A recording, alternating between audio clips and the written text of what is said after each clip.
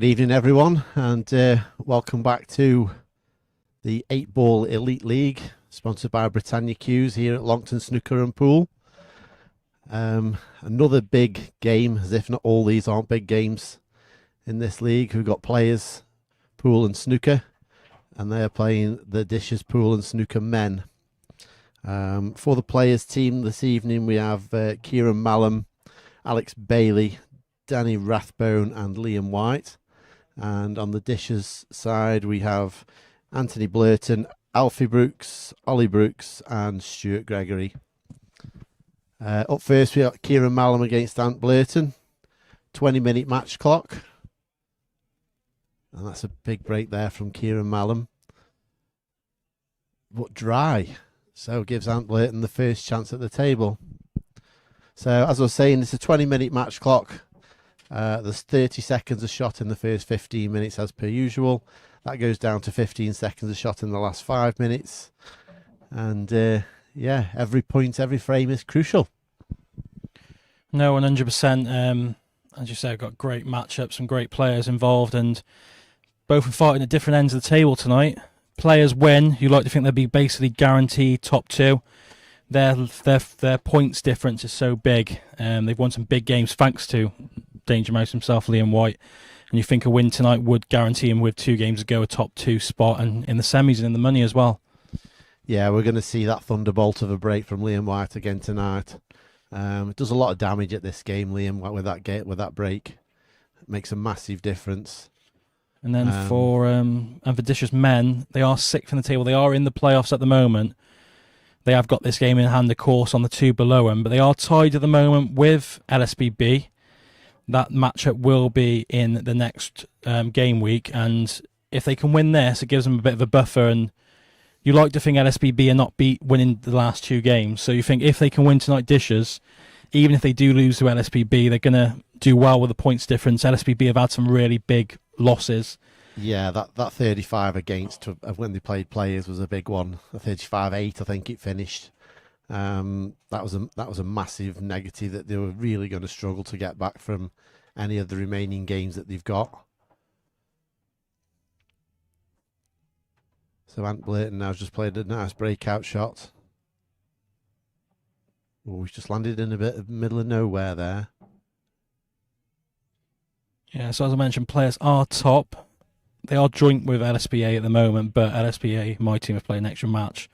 And they have got us on points difference, so unless they lose heavily tonight, they will be top still. Yeah, once the table sorts itself out, because this is the last game of Game 5 week.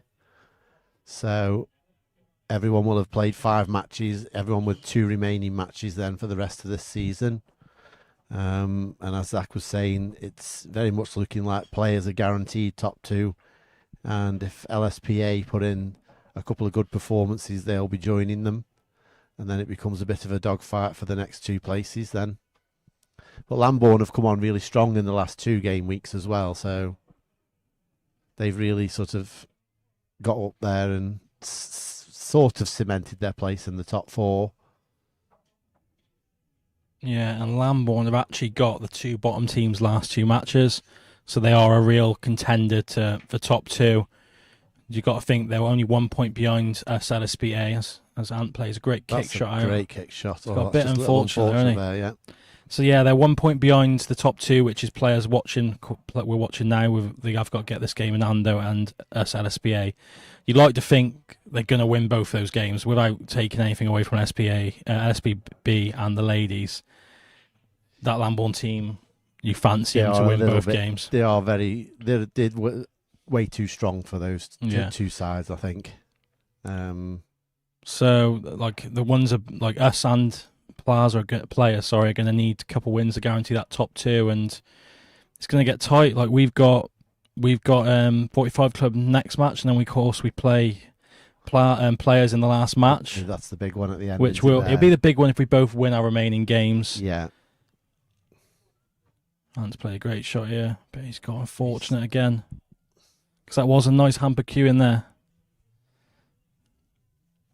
So just a reminder, there's 8 teams in the Elite League. This is the 5th game week. So every team's played with 5, apart from these 2 who've played 4, and this is their 5th match. Top 2 qualify automatically for the semi-finals. The next 4 are in the playoffs, which is basically like a quarter-final to get into the semi. The top 2 guaranteed the money, and then, of course, the ones joining them in the semis will be also. But, of course, they're all playing for that title of winning the first ever Elite League. Oh, that's a great out. That is a great out. And it's all from that kick. He's kicked that ball in the middle. He got unlucky covering the yellow up with the red, but then he's played a decent kick shot into it, got a bit unlucky again, leaving himself Amber Q in. He's potted Amber Q, and then he's kicked 2 rails and potted out the snooker, and that's just the start they wanted, Dishes. That's not a lot you can do about that. But yeah, that's an ideal start there for Dishes. Yeah, I think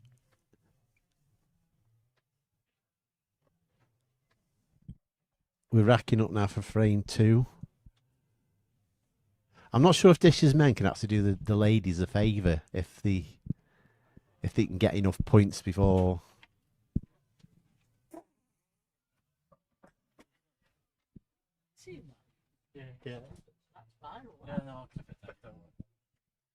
Liam White couldn't hold his excitement there. But we were mid-conversation, kind of distracted me. So Ant the break in the second frame.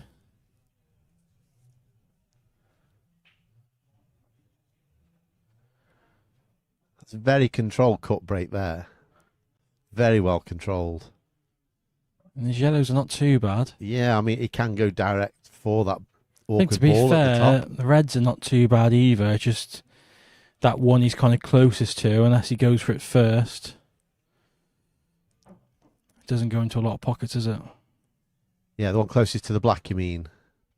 Yeah. Yeah.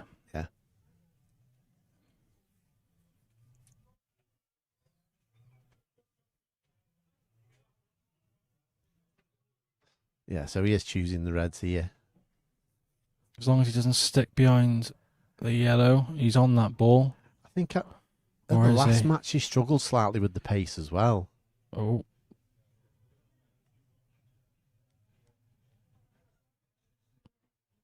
Nope, it's not liking it. Oh, we've only got one camera. That's my fault. Ran out of time to test the cameras. It will boot in. Just trying to check the side view out. Yeah, it's a bad mess because. So you're a bit unfortunate not to be on that red to the middle, because then you kind of think. Yeah, he's out. They pattern a lot better. He can get out from there, can't he? Oh, it is working. There you go. We got there eventually. And there you go. Kieran, yes, Kieran can see that lower yellow as well. Oh, he's going to go long first. That yellow does pass on the top rail as well. It's not quite how we'd liked. Let's get. So, any comments? Don't forget to comment in the chat. He's going to play safe here, and I'd probably try and get this as close behind the red as possible to leave Ant with no shot. Unless he's going brave and going for it. Yes, he's gone for it. Where's the white ball? White I think ball. he kind of deserves it, to be honest. Because this now gives Ant the chance to get into that awkward red we were talking about. I just think, why not just, like you said, clip off it, leave him touching his ball. And leave him no shot. Yeah, let's have a look from side view. I'm not sure if this red goes or not. He's having a good look at it. I think he fancies. Oh. He's fancying playing that red closest to black in between those two yellows. Yeah. He's going to go off the lower one into the higher one.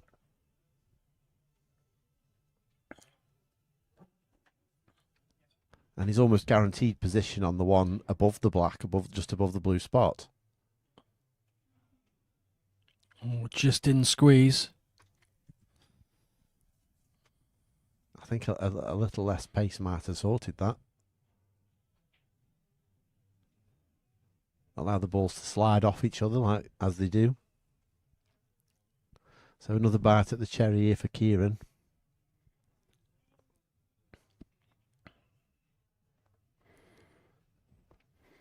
He's got to map his way around onto this one in between in the little triangle of reds on the left hand side. That's going to be his awkward one. Not sure what. Like, he hasn't really got a natural path, has he? Ideally, you want to come. No, I mean he wants to sort of track in between the sort of like the black and the yellow in the middle of the table, but it's getting there to get that angle. Just not sure what's he played on here. It's just run on a little bit. Because it didn't. None of them go to the middle. I think that Does it go long? high one goes top. Goes long.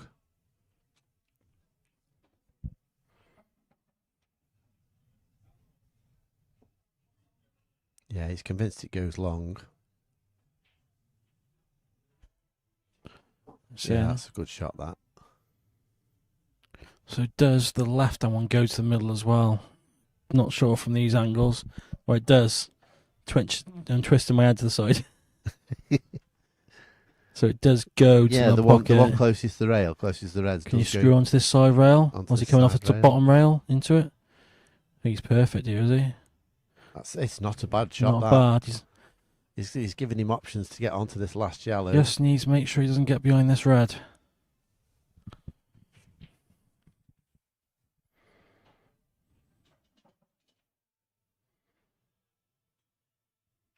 Just about okay. So now I think he'll just roll up past the black and play the black long into this bottom right-hand corner. Yeah, he's looking at it now. It's all about pace control, this shot. Ooh, don't land yourself on the rail. Some cueing needed here. Yeah, he can get his cue in at it then. Either 1-1 or 2-0 behind. That's beautifully cued. And that's 1-1. Don't forget, folks, we are playing for an extra point if you win the set as well. And then, obviously, the all-important double frame score in the last match in the doubles section. That can be the make or break of who wins these matches when you get to this kind of level and the quality players we've got on. So we've got Sam in the house tonight. Mark's having to get a day off. Our referee from the IRO. So we've had a comment. I won't tell you who said the comment, but it says, "Wish Dishes ladies were on." I don't. They can't win a game. I hope that's not Kieran Morgan.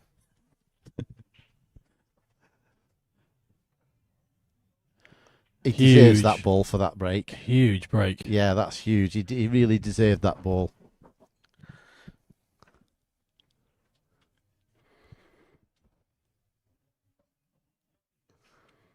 I think he's going to be looking at yellows here, I think. So the first match of game week 6 is booked in, which is 45 Club versus LSBA, is on the 6th of September.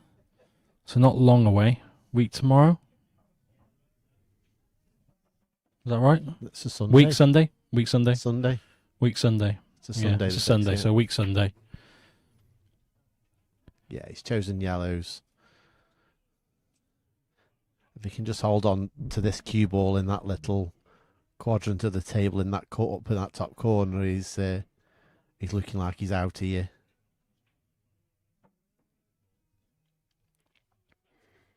This will be a proper nerve settler if he gets this one. So that is another huge clash as well. LSBA versus 45 Clubs. 45 Club do win. They will go joint with LSBA, go into the last game week, and they're all battling out. And they're still all the way down to Plaza. There's only 3 points between the top team at the moment and Plaza in 5th. All battling. They want to be straight in that top 2. They don't want to be playing the playoff, not knowing they're in the money, and also they could be out. You know how these games can go. This is looking like a really nice out here for Kieran Mallam. He's got hold of that white ball in this frame now.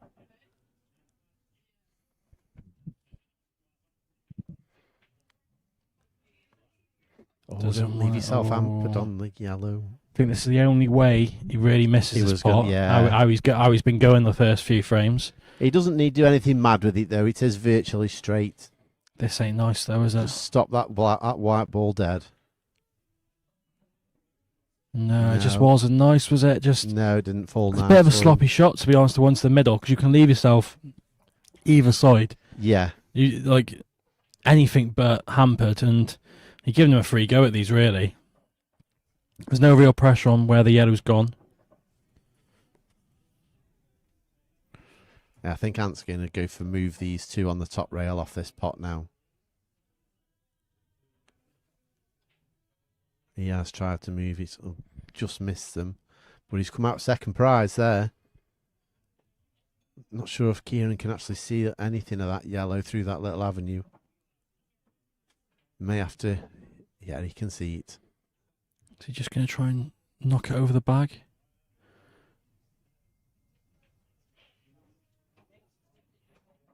So if it had come out a bit more, it would have put a bit more pressure on. You could probably take this one to the top left if you wanted to. And was he just looking to open them up, play the snooker? I think he's going to play a containing shot, I think.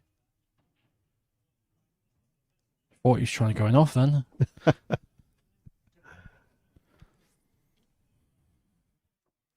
Brings the number one Malin back to the table. I'm sure his dad's watching at home. They did win some. I think they won the team event recently. I think his dad. Did he? Yeah, I think they won the team event at the Ultimate. Yes, they did. They had a really good team. I just can't remember what it was. Yeah. Was this coming bottom rail? No, it's bottom pocket. But that's put a bit of pressure on. It's towards that bottom right bag. Yeah, he's taking the easy ball, the easy starter out of it, and it's a long one now past that red on the right rail. He could actually take the one on the left rail. Just you could screw it back a tad, and he's not going to leave much on. Yeah, he's got a two-way shot there of leaving it safe or a chance for the out. Yeah, and he's done exactly that. Yeah. Just decelled a little bit on that though. Yeah, didn't quite get through. He didn't commit. It's got a bit fortunate really that it's gripped and it's not gone forward a little bit and left it on.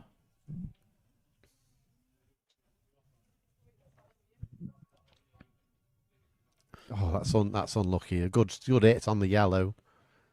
So unlucky to follow it in.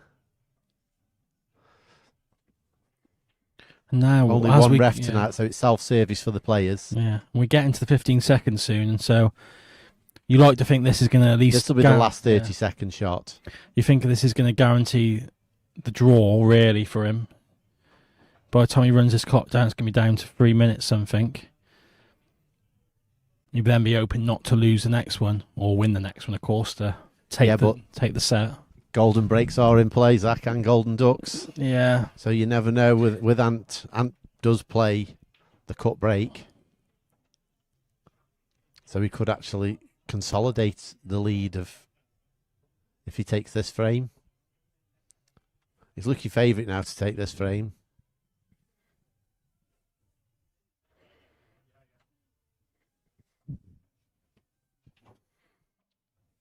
So Ant blurting for dishes. We also got, I think, is his brother? Andy, yeah. Andy playing for 45 Club. Oh, what's he done here? That's not the shot on these Rassan tables with this cloth. It just kills it. You've got to get the white ball in motion, really. You left yourself anywhere. He's got now a tester. He's got to watch the white ball. It's not there. It just shows, even when they're easy, all it takes is one loose shot, and you're tempted to have a... I do think in pool, though, that's why you see so many great finishes, because when the balls are difficult, you do concentrate more. Yeah. And when you see finishes that are relatively easy, you tend to just... switch off. Switch off a little bit. And he's got a bit unlucky there, because he's not the yellow safe and left him this shot. And as long as he plays at decent pace, he's not going to leave much on. I wouldn't have played it that. I would have played it a bit harder and it kind of come out, so left it definitely a thinner cut. This is potable.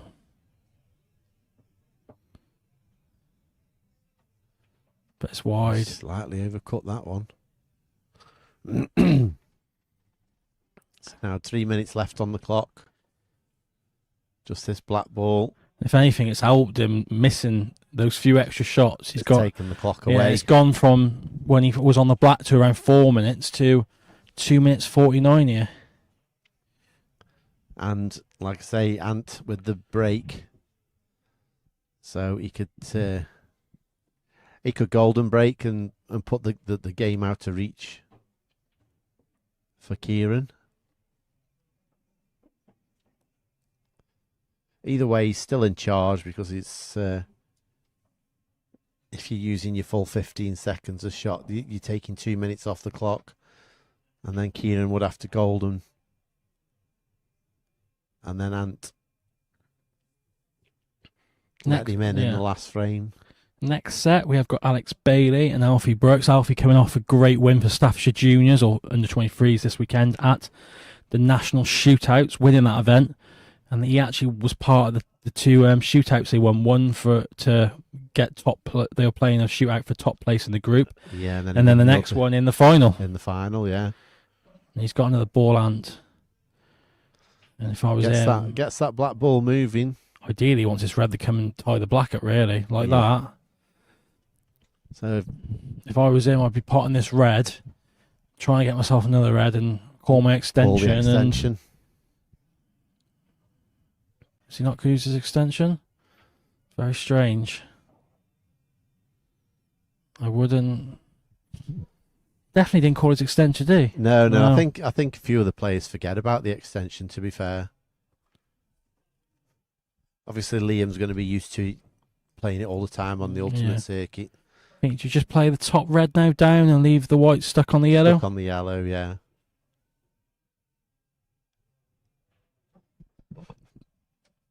Means Kieran will have to play some. He's left him on the yellow. He's left him on the red as well, so it depends which one he thinks is easier. But he's surprised he didn't call his extension there. An extra 15 minutes off the clock here. 15 seconds. 15 seconds, sorry. Get excited. But that extension's from the EPA days, mate. I was watching back where I've been having added down these World 8-Ball videos. I was watching back a match and I couldn't believe how slow the pace was, but it's because it was a minute shot clock. And minute shot clock. No one would play a shot under 30 seconds. They would wait for that 30-second call and then set themselves and get down. Yeah. No matter who they was, even the quick. Well, apart from Mellon, but I was just going to say apart from Chris. I watched. He's got a bit fortunate to land on that, didn't he? But he's on it and he's got a chance here and to be kicking himself not to have at least run the clock down a bit right more. Into this and just get it back. He's just going to kiss off it, leave it on. That's the shot. Oh, I thought it didn't go this ball, but it must do. Yeah, it does. You can see it goes. Yeah. It's got a bit of fiddly little shot here. There's not much of a gap, is there? I think he's just going to stop it dead on that yellow above him and leave that gap. The problem is you have to hit a certain angle, don't you? Yeah. He's hit it full ball. Yeah, he did need to just bring he's got 30 seconds to 2 miracle pots now, just send it for a ride. Oh, he's missed it, so that will be not enough time for Ant, of course. So you think he'll play? So he will have to play one shot. I think he'll play. I panicked then, but he did have ball in hand. But that is the set. 2-1 win for Ant Blurton for Dishes men. With the bonus point, that will be 3-1. And that's a great start for Dishes against players. It is a great start. Like you said, they win tonight. You'd like to think they're in the playoffs. So it's a big start for him. So next set, we got Alex Bailey against Alfie Brooks. Join us after the break.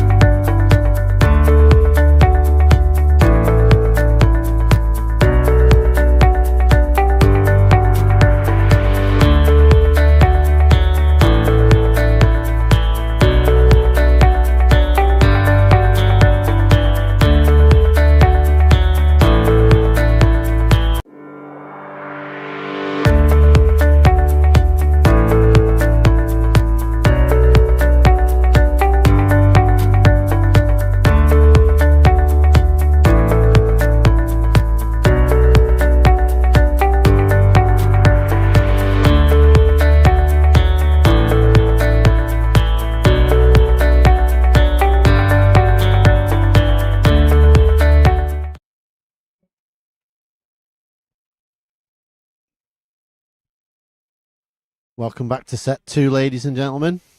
The 8-Ball Elite League, sponsored by Britannia Qs. And we have Alex Bailey versus Alfie Brooks. And it looks like Alex won the lag. And we'll be breaking in frame 1 of set 2. So some player called, or some user on here called Leanne Cragg said if it's not Dishes Ladies, it's not worth watching. I can just confirm Dishes Ladies were voted the most fun team to play, but that's because every team beats them, so of course people want to play them. So Alex gets a yellow here. I'm not getting involved in this, are you? I was waiting for his reaction. I'm not getting involved. There's a reason I haven't got a wife.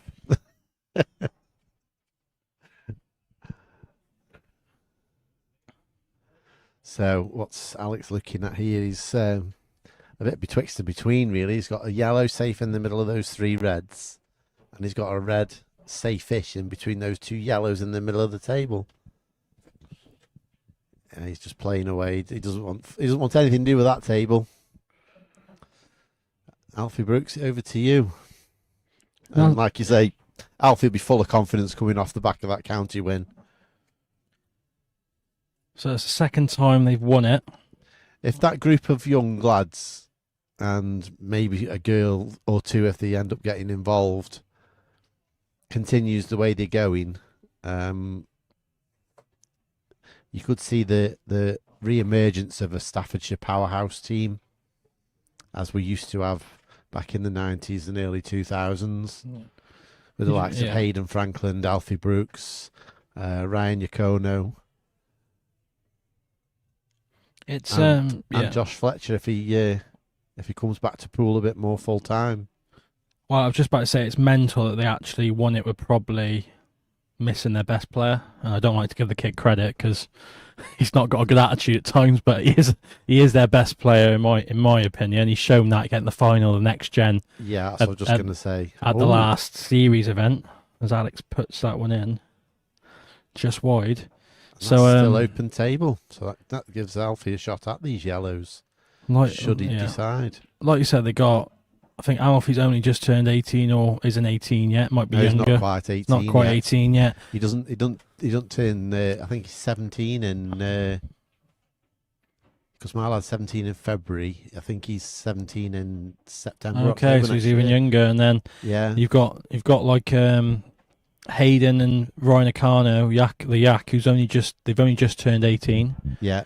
So I know they're not still juniors no more, but but it's the under 23s that's the more important one these days. Yeah.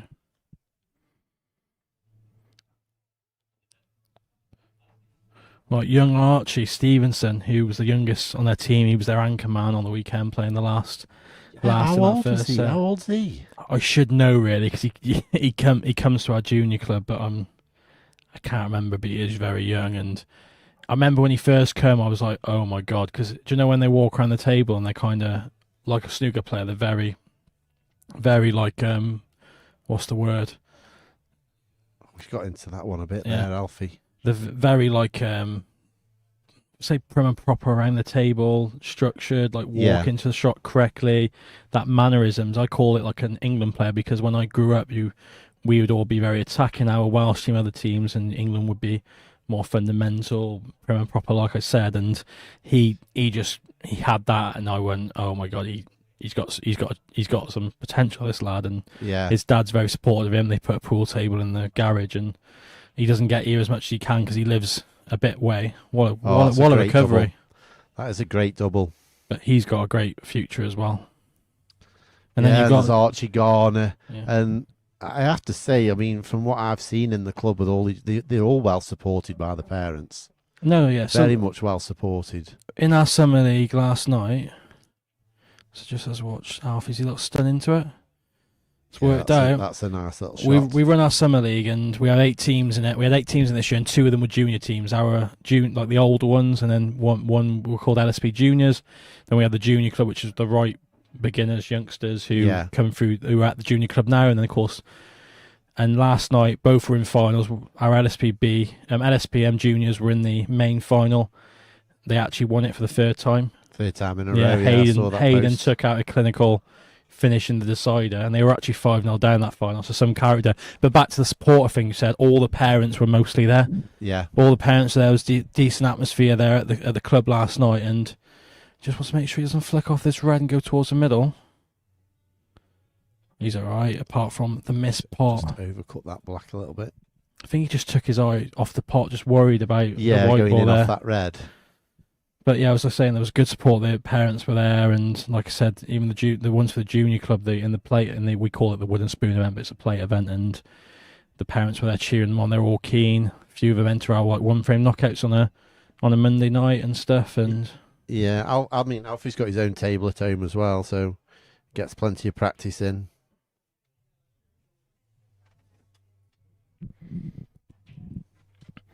And you got to say, it's probably players do not want to be losing this set, do they? No, I think They have got their two probably on paper best players. Yes, next and Danny and Liam. Next and Liam, yeah, Danny and Liam. Danny probably one of the best amateurs around this area at the moment. He's won a lot of the big amateur events being held from Players and Plaza. Yeah, he had a good run in the Staffs Open at the beginning of the year. Beat yours truly on the way to that. And of course, we know what Liam, pro semi-finalist, pro winner in the mixed pairs. Oh, Dishes are the only side that of the top teams that don't have a pro, aren't it? Well, Zach Cooper played from a week one. Yeah, well, he's not. But I think he was more. Stu wasn't very well. They tried playing the same four every match. Yeah. And apart from week one, they couldn't. So Zach did play. But yeah, apart from them and LSBB, they're the only ones without a pro. Of course, the ladies have got mostly all ladies pros. Of course, they haven't got a men's pro. He's worked for these well, hasn't he?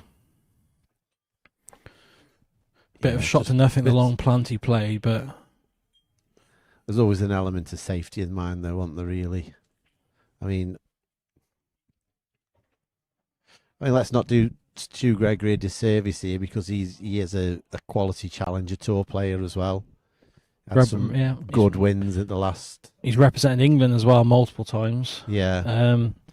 So it's not knocking anything against him, but of course, when you got Rathbone winning big events and you got Liam doing what he does on TV and with Ultimate in the pro section, yeah, your other players kind of get overlooked at times, don't they? Yeah. But this is the reason why they're top, because him and Carl Hoff, who have played mostly every week, I know Kieran Malam has played some matches, but between the three of them, they have chipped in, and I really think you're only as good as your best player and your worst player in this format, in this elite league. And I think it's shown that basically you don't have to have the best. You don't have to have the best player. You don't have to have the best worst player, but you don't want to have the worst and worst. If you know what I mean. So if you get me there, I kind of understand what you're getting through you, but yeah. But they are the players' team are a steady team all the way through, aren't they?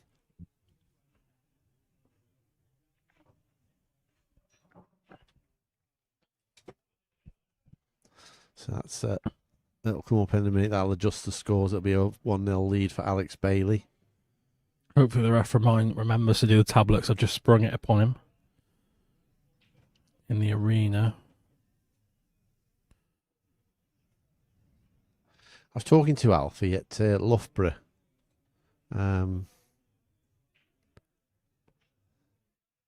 He cues lovely, but he was saying to me that he's just got so much cue power with the way he cues. Sometimes he can't quite control the white ball. And he says that he can go on a snooker table and it just feels much more natural to him. So I'm hoping we don't lose him to snooker.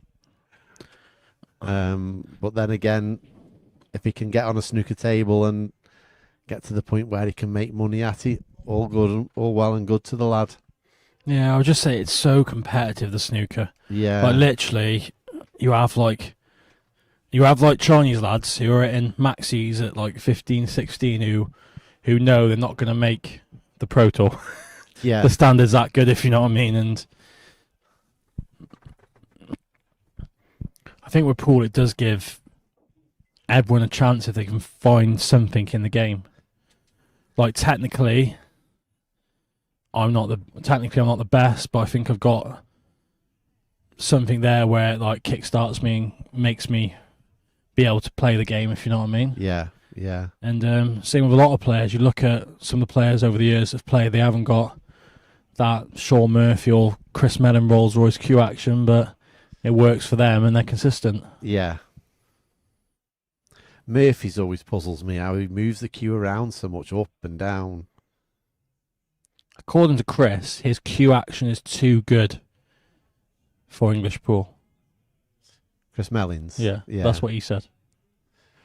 I tend to agree with him a lot of.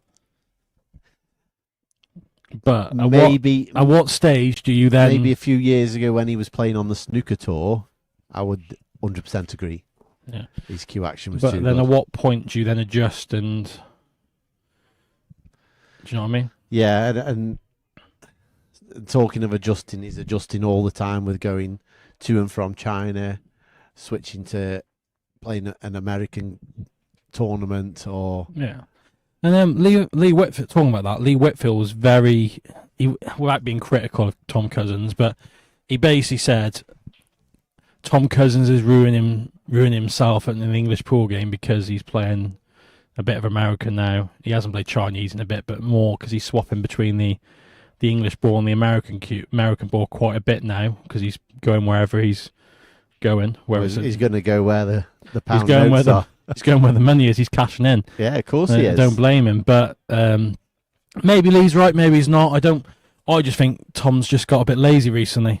He's not practicing as much as he was, and that's what he's basically openly admitted. Yeah, I had a chat with him in the hotel at the last event, and he thinks he can get away with just going event to an event and putting some time in here and there, and he has to an extent, but you wouldn't see Gareth Potts do that. No, and that's why Gareth would probably be. He was very. He had a little bit of nonchalance about him when he spoke to me, and he said. Well, I came here to win the first event, and then I was going to go out early in the second round, so in the second event, so I could go home. That was Tom's exact words to me. Yeah. So, I wouldn't believe everything. I get, yeah. It was his lad's birthday, so he wanted to get in for his lad's birthday. I get it. He just Tom loves a pound note. Yeah, he's not. He's trying to cash both events. So that's a foul. Is it not? No, he's gone red face there. You sure? Am I going mental? Yeah, that's the way the yellow went. It was definitely red faced.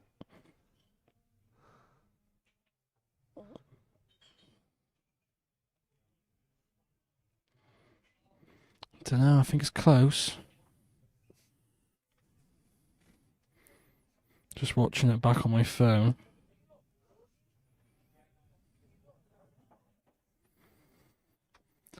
Maybe 50-50. I mean, he didn't leave himself anything, so if he did it the yellow first, he did a little bit of justice. He didn't. He acted as if it went, and he's a very honest player, Alex. So I don't think he would have. And I think if someone else would have said something in the arena, basically they're all that side of the table, aren't they? Because that's where most of the seating is, as you can see. Big chance here. Probably all about that ball right, left-hand side of the table, isn't it? Yeah, I thought he was going to attack it straight away there, Alfie. I thought he was going to play that running side and try and take it in the middle.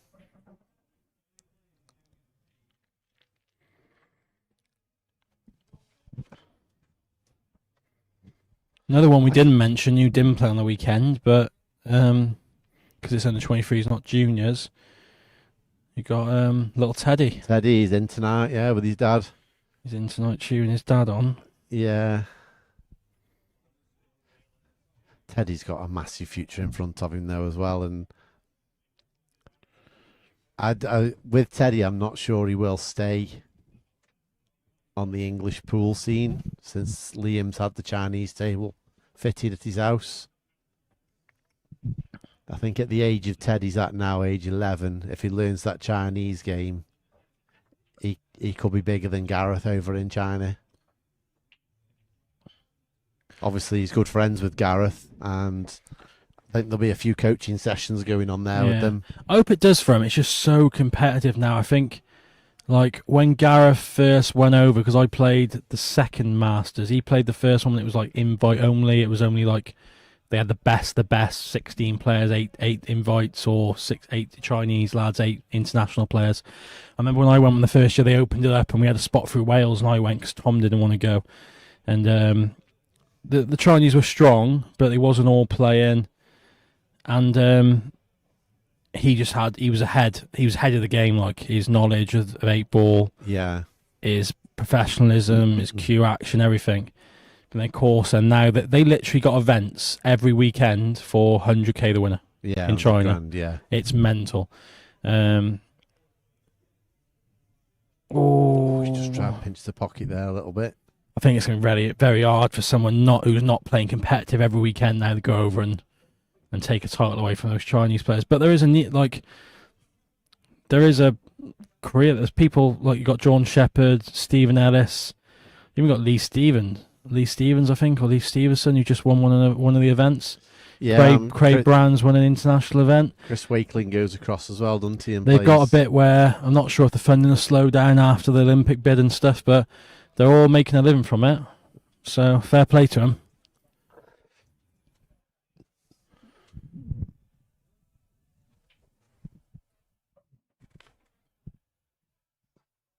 So he just decelled on that, didn't he? Yeah. So now he's got to play a shot to get on. I don't think he can hold it. I might be wrong. It's strange when you decel through. You think of a decel as the cue stops as you're going through, but it doesn't. The cue goes further through because you're then panicking of like, oh, I haven't hit it, I haven't hit it. I don't think he could have held that, and he's kind of talked himself into holding it. Did you just drop into this yellow here? Like that, he's played it well. That's a lovely shot there. Yeah. This is going to get him back to 1-1, and we're in the 15-second shot clock. I think I'm using the top rail there, I think. Coming up and down. He's in the 15, he hasn't got the extension, he's the other side of the table, you'll soon realise. Oh, he's got to be quick. Has he fluked it? He's got it. Oh, he's fluked it. He's got it. He was close. 1-1. Yeah, he was close to time fouling there as well. Yeah, just got just about 4 minutes on the clock. And this is a big frame because Fishers will be thinking, if we can pinch this and go 4 points ahead.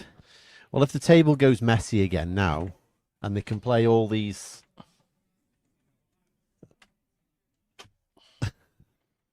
Sure, we've got a ghost in this comms box. Oh, yeah.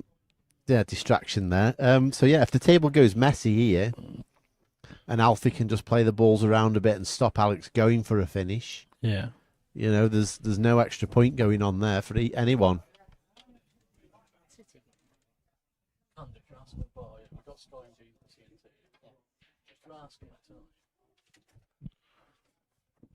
Liam White can't miss the football. I think they'll both be disappointed because they both had chances to be 2-0 up here, haven't they?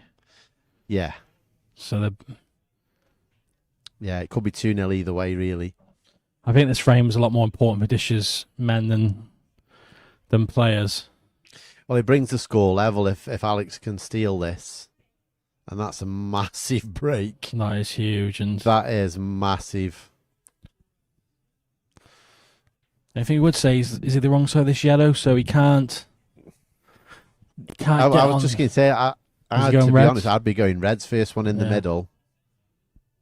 They are all there. I just think, they are easier, the Reds. I just think you straight away look at the yellow just because you're closest to that yellow, aren't you? Because you're closest to it. But then again, isn't that the mistake that a lot of pub players, club players make? They only see what's in front of them. He's just about on this. I thought for a minute he's going to have to let the one run. Yeah, now we can get rid of that one at the top and then bring all his work down to the bottom half of the table. And then that should be And what we got on the clock there? Oh, 3 he's minutes. played- Oh, he's played short. Oh, the thing is, you could have over-hit that another shot. Yeah, you were playing into an area Yeah. there rather than trying to be precise, because you could have taken. Doesn't want to kiss it. He could have taken any one of Oh. those 3 balls. This still goes. This is a big shot, and he's got it. And he's got it. He is going to leave Alfie time for a break and finish here. He's used his extension. So Alfie Where's is the going to have a white? chance. Where's the white ball? Where's that cue? Where's Oh, very fortunate. And this black 2-1 lead in the set. Gonna leave around 2 minutes on the clock. he's Oh missed my it. god! Oh my god! What are we watching? Wow. I think just.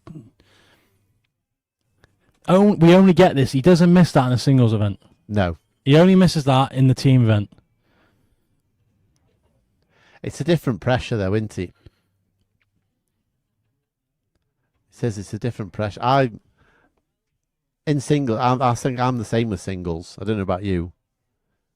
Yeah, I only get nervous in team events. Yeah, that's where I get nervous. Where's the white? He's fine. Wants to stay there. It's fine. I thought for a minute he was going to run and land on the rail. He could even play safe here, Zach, and I think, yeah, I get it. I just think you got the chance, take it. Oh my god, has he left it as well? that's the issue with these tables. Has he left it? You can't drill them in like that, and you've got to be absolutely pinpoint. Poor really, because you're not. He wasn't. He could have played a different way and not left it. Yeah, he's got it. Oh, And now that's taken that time off the clock and just give him 1 minute. yeah, 58 seconds, and that was huge for Dishes. Yeah, Like I said, that makes the aggregate score level now. he could have played it a little bit softer, not screwed it back as much, got the snooker if he missed, and you still would have had the yellow to the middle, and you would have been able to recover yourself if you were slightly out of position. The last thing you want to do is leave. Yeah, that's. I mean, even playing the snooker to leave him no shot on the black, and he'd have to get lucky. And then he could have taken the rest of the frame out with that 1 minute that he got left.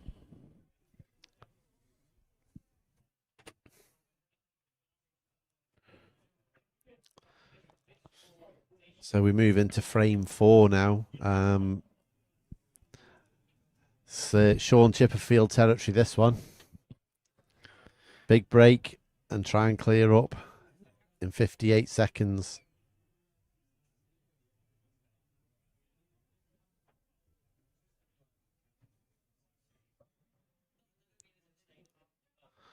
Otherwise, we're going to a level game.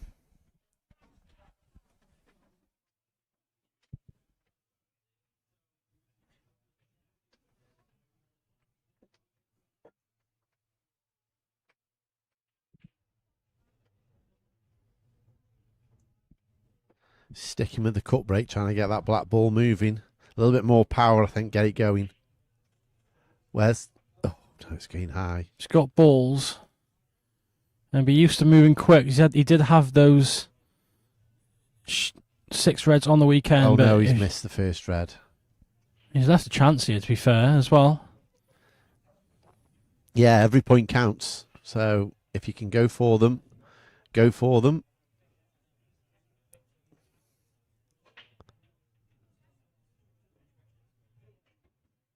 .30 seconds left. Oh, he's pumped the black out. That's a good shot there by Alex. This is actually now going to put players in front if Alex can take these out. He's getting a move on. He's got his running trainers on tonight, as Alex. Does the black go bottom right? I think it does. I think it goes past that yellow. So this black to actually take the lead. 6 seconds on the clock. And he's missed another one into that corner. And how big is that might be towards the end of the match? So they are level now. That puts them level, yeah. But they could have been ahead, and like I said, every frame counts. It's tight towards the end when you get to, like, especially the double pointers, and we could be looking back at that thinking that was a big moment. Yeah, definitely. So after the break, another big matchup. So join us after a short break.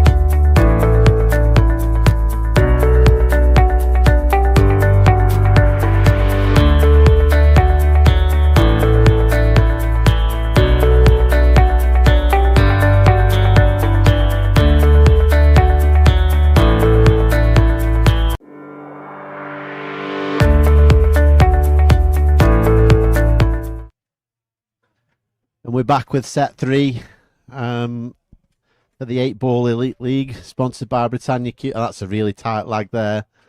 And Ollie takes it. Now this is a really good matchup between these two players.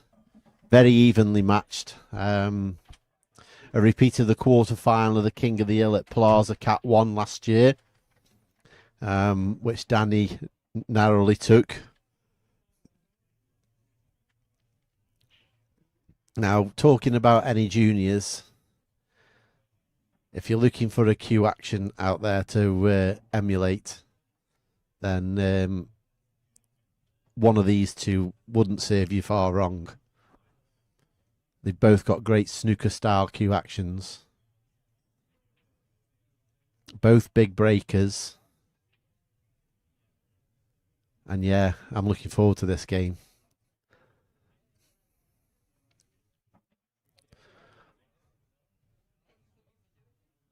Ollie is an Ultimate Pool Challenger Tour player as well. Had a big game against Cohen Bradford at the last tour.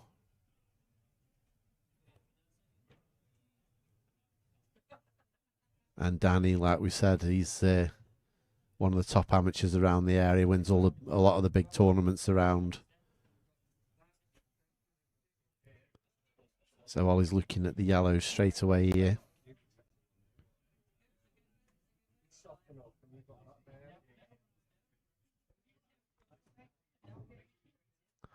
Immediately he's looking at that problem ball down on that rail and to play that and develop the black at the same time. This could be a bit of a dish fest between these two, to be fair.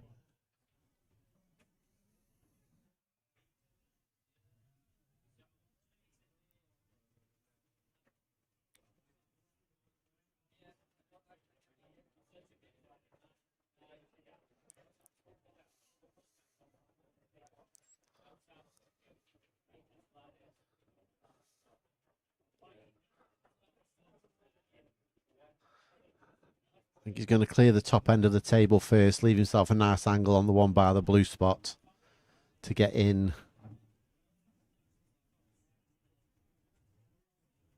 And he has.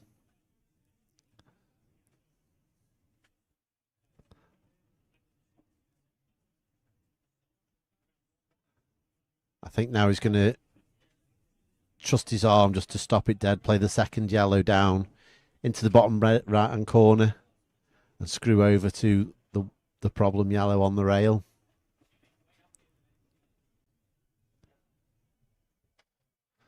He'll be looking at putting his white ball back where it is now, I would have thought.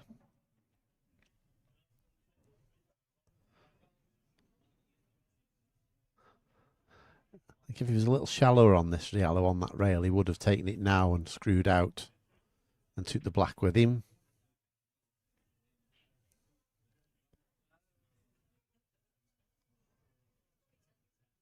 So potentially here now that black is going in that top right-hand corner.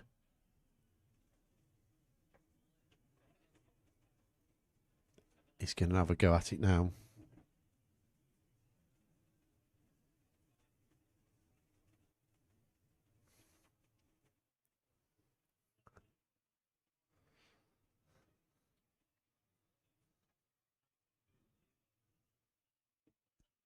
This will go 2 rails.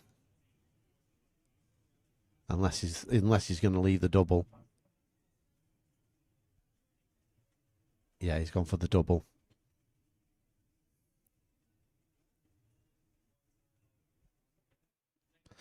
So for the first frame and the first break and clear of the night.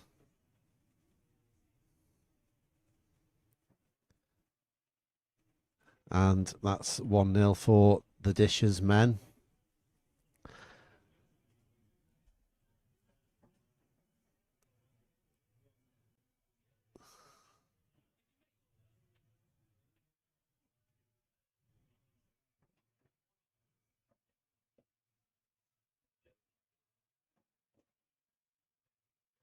So Sam Rax has the balls up ready for frame 2. And hopefully we'll see some more quality like that from Danny. Like I say, he is a big breaker, Danny. And just as methodical, works his way through the balls.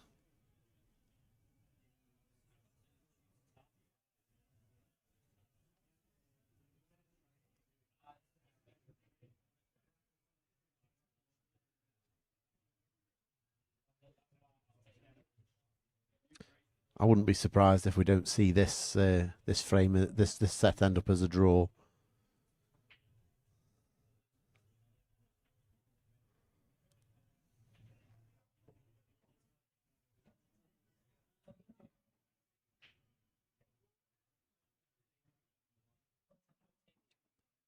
Makes a couple of balls. One red, two yellows down.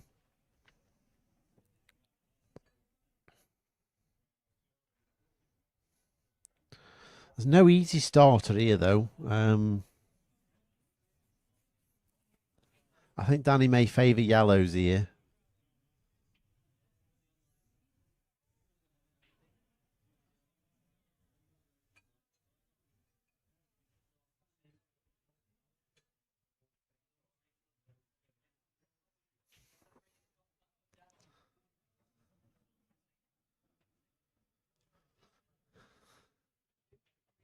He's going to look for the gap, I think, and bump on and off the bottom rail. To leave it low to try and play pot and move on the yellow above the black. Yeah. Oh, he's used the red rather than the bottom rail. I thought he'd use the bottom rail there, folks. But still as effective.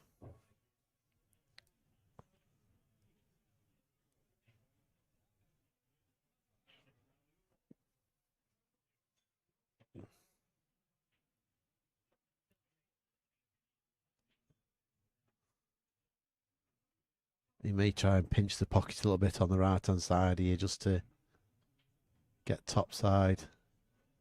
And he did try and pinch that pocket to get top side of that red.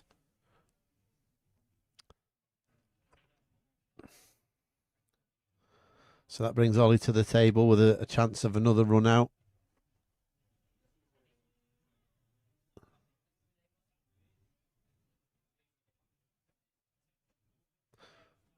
Only problem ball with this clearance is going to be the black.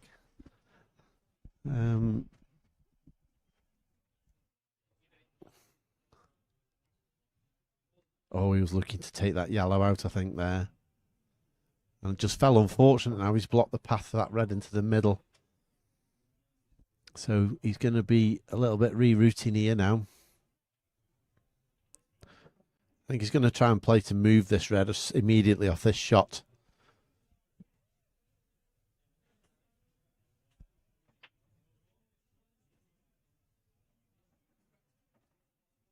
And he's gone for it.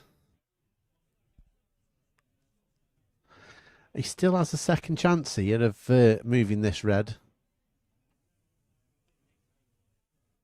I think he can just avoid the black on the wide swing if that red still goes to the middle on the left-hand side of the table.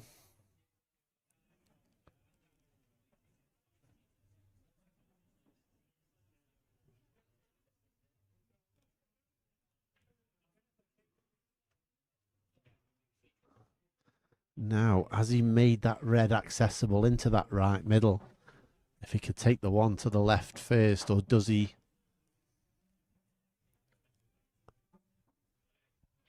I mean, both these two can trust the Q arm to play that red into the top left-hand corner anyway.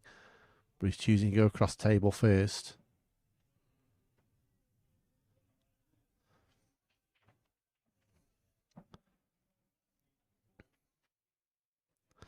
So we're just killing this red into the middle and bring the white ball down the rail to leave black in the bottom left-hand corner and for a 2-0 lead.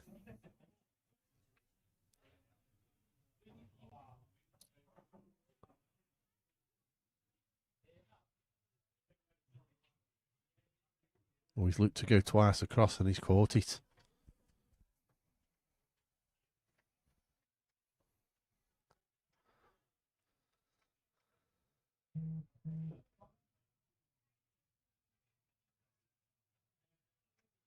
I'm thinking top right here because it's more of an open pocket for a right-hander. A left-hander would choose top left, I think.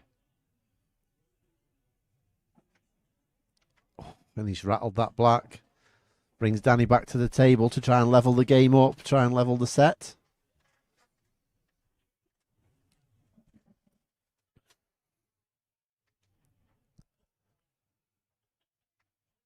He'll be playing this plant to leave the yellow over the pocket, really. I can't see as he'd be trying to pop both of them, because he wouldn't leave himself an angle to get up table. Yes, he's played that shot.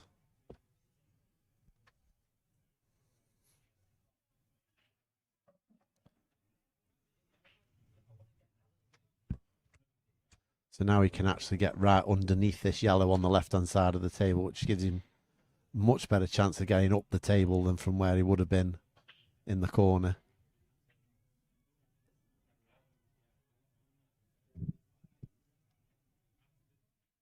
I think he's just going to have to take his medicine here. Yeah, he's not really got to do a lot with this. It's just roll it through. Yeah. Yeah, he just got to get that cue ball off the cushion there, just so that he wasn't totally hampered at getting at that black.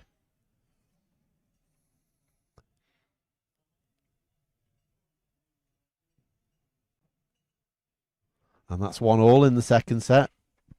Big moment there. You can say he got a bit lucky and a bit unlucky, Ollie, when he's gone into the black. Yeah, I didn't think he'd go twice across, to be honest, Zach. I thought he'd have just killed it down the rail with a little bit of stun.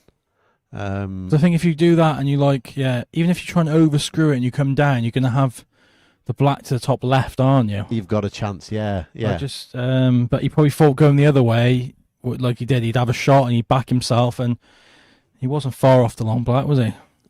No, but for me, I would have preferred more of a cut into this bottom left-hand corner than a longer black like that. And playing twice across has brought that into the equation. Yeah. So I was just in the arena for the first half of this match, just catching up with a few of the players, and literally they both want this. They both want to win this set. They know it's a big moment in the match, most probably.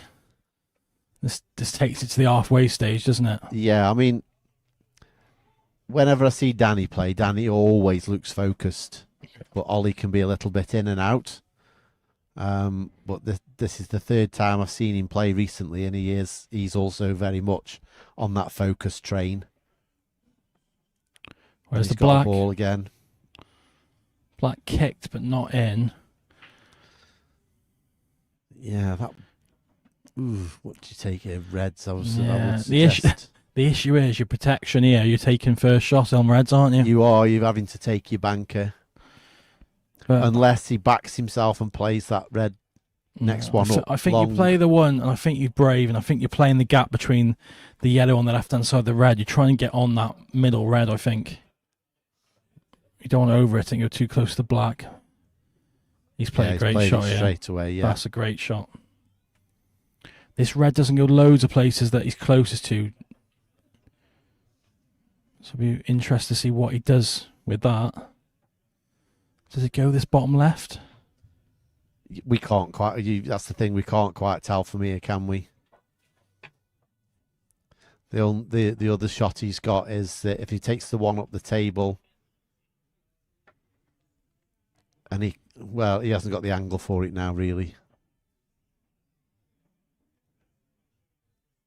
Unless he screws round two rails to leave the white where this red is now. But he's going to go in and out. Yeah. Do you reckon it goes? Well, see, I was thinking that red closest to the black, he'd come into that yellow and take it into the right corner at the bottom. You're playing with fire though, aren't you? Well, without moving it, that's the only place it does go, yeah. Unless he can get... Can you play for it in the middle now?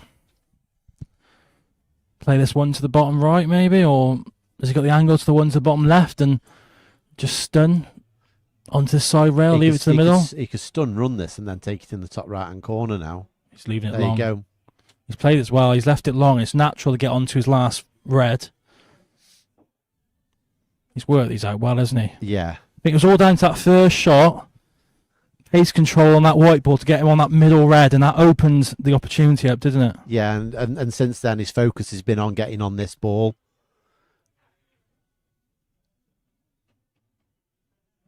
Yeah, very well played and very well worked out finish here. Yeah.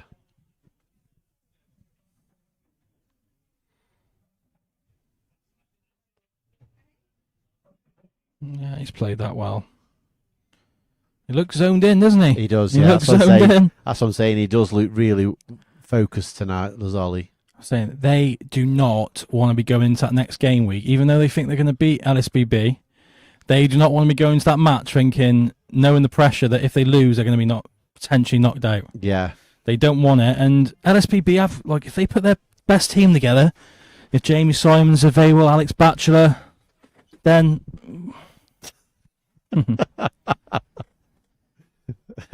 yeah, then from the ones that have already played, and... I think it has to be Jamie Simons, Alex Batchelor, Sam Rogers, and then it's a toss-up between Kieran or G. I think based on Elite League this year, it's probably G. G, yeah.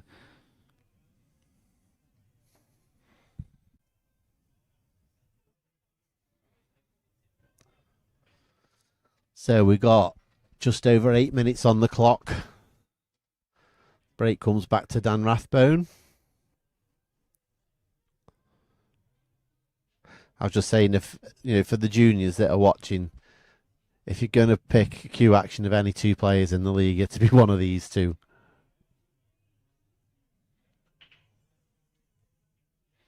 He's crunched them. That's nothing down. Oh, he's nothing down. This could be huge.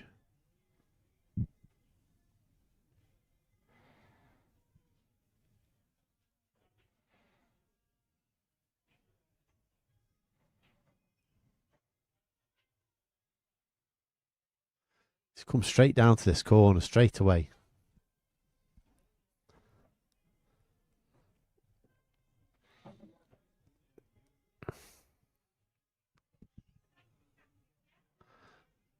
Yeah, see, you can tell how focused he is. He's looking straight away to get onto that difficult ball and play it in off the red up that left rail. I think that's what he's looking for.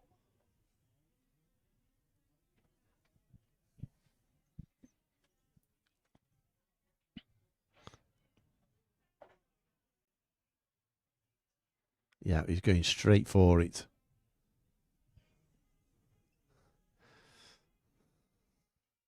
He'll have to give this a little bit of punch, I think, just to get it going off that red. Again, stun run it through. Yeah, because the heavier ball here, if it was a normal Pro Cup, you could have missed this yellow to the middle. Yeah. But this yellow with this ball, if you hit it too thick, it will go forward, but it was easier than we thought anyway. We can't, with these cam rangs, we can't tell how low down the balls actually are, how close they are, and what angles they've got.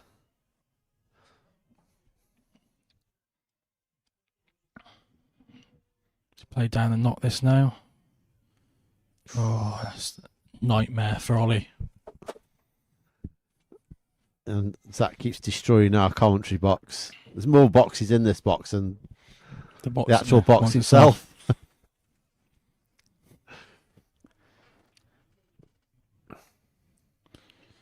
Is he swinging this around now? 2 rails into it. Oh, he's put the red over his next pocket, his next pot. Think he needs to find a safety here. The balls ain't that nice for Rathbone. These 2 reds he's closest to ain't great. Yeah. The red doesn't really go much. Are you playing off this and just tuck it in behind that red up there, I think leaving I'm playing no yellow shot? top rail. I think he tried to play yellow top rail into the red and knock it onto the side rail, but he's left in this shot. 5 minutes left. So he doesn't have to go this finish. He can play a safety. There's still time for probably 2 or 3 safeties if you want to play him, but then at that point you would then have to go.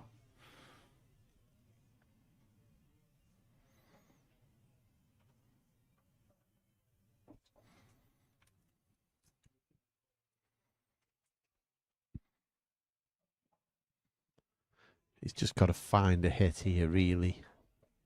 2 rails into this yellow. It's got the nearly in. And it's not gone bad either.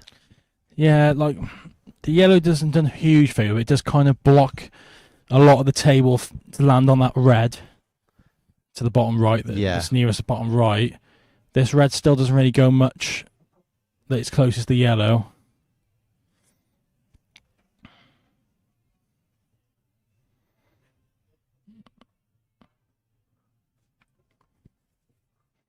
The other one down the rail. Was he taking the cut? He could come onto this bottom rail now through that gap. Yeah. I wouldn't be. Yeah. No, I was just about to say that's the shot I would play. And make sure he can't see this one to the bottom left. I would have played the white more to the left-hand side, not left this bottom rail. Because he's actually left bottom rail into the yellow, off the red in the middle.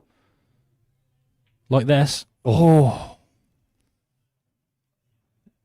And this yellow's going to take control of that bottom corner. He's had a result. But to be fair, you leave the shot.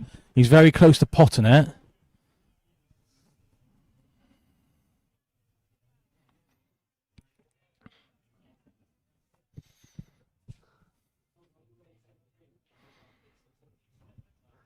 I think Danny's going to look at going in off that yellow, I think, push that red over to the opposite corner. I think he wants to be a bit closer to it, though, doesn't he? He will play the top one first.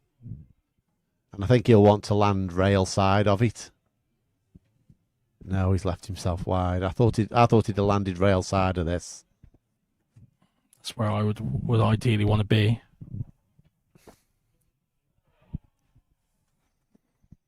Big shot.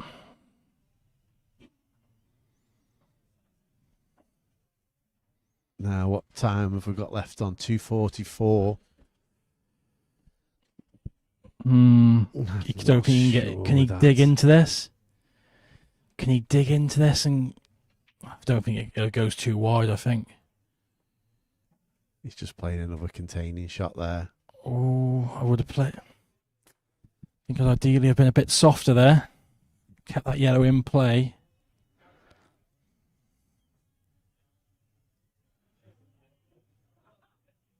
I think the 15 seconds just caught him out a little bit there because we've gone into this section of the game now. I think you've got to go rail first. This middle red, I think, off the yellow. I don't see what this gets you. Oh, he's miscued. No, because he's left a shot on that rail yellow now at the top. I think he just miscued there. I think he probably did, yeah. But the red, the centre of the free to the left, I would have played that rail first off the yellow, I think.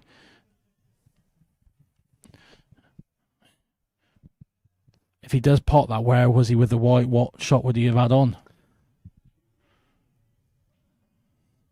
And Ollie, he'll say thank you very much. And this is for 3-1. And it's Ollie's break as well. It is Ollie's break, and this is big in the context of the overall game. The end of the set will take us to the halfway stage. And it will take me to the toilet after as well. Legs are crossed. I haven't checked the comments for a while.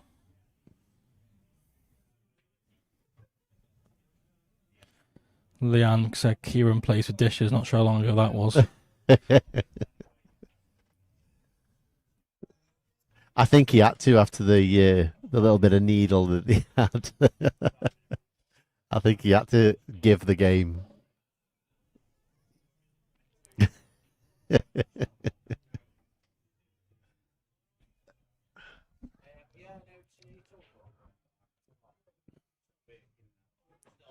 So 3-1 in favour of the Dishes men. Into frame 5, and it is Ollie to break with 1:21 on the clock.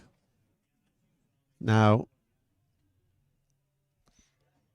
I think here, are you breaking in if they come nice going for them for the extra point? How big would the golden break be here? Just checking that out there. The black's moving. Probably not enough, but he's gonna have a chance here. These reds are I was about to say red. They're not too bad. I was going to say, I'll be fancying yellows. Can he see that one in the middle and attack those? No, he switched to reds. I'm saying reds just because if you get top end of the table, the two Arballs are not too bad there, are they? No. He's got time here. He doesn't have to rush. He's going to leave this one to the top right. Yeah, and then kick across. Does that red next to the black sneak in the middle past that yellow? It does, yeah. It definitely does. It's just he's left himself a bit awkward here. I would be just potting it. I'll be getting the extension on here as well. I wouldn't be dropping in. Oh, he's nearly potted the black. And it's landed all right. He's fell nice there. He's had a result, but he's played it confidently. He must have knew it wasn't going to. He knew. Where's the white?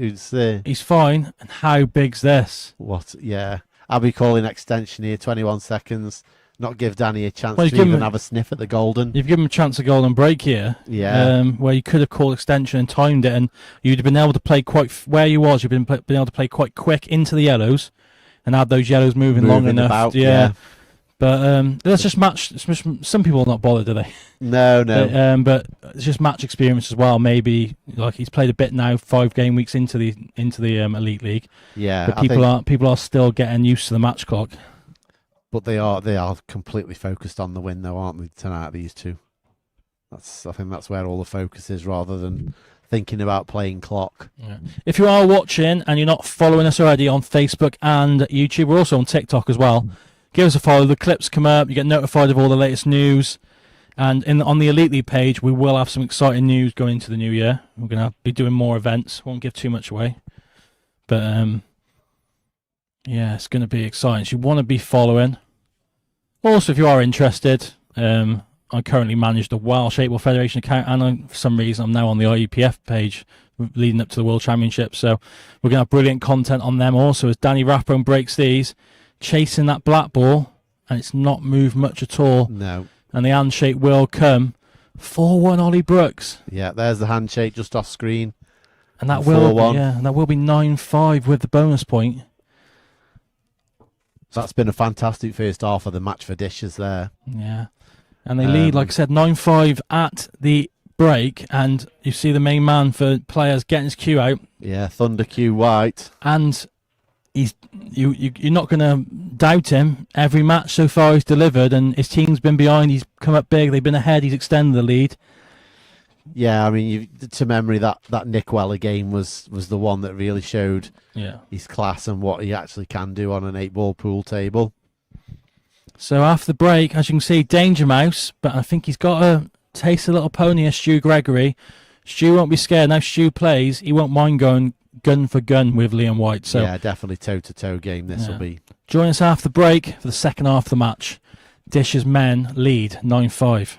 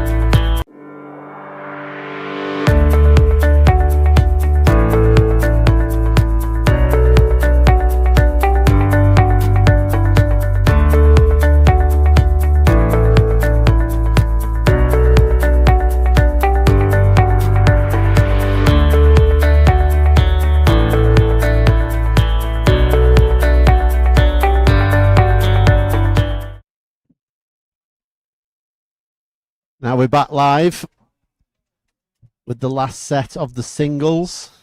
Dish is leading 9-5, and it's Stu Gregory to break. And he gets the ball off the break.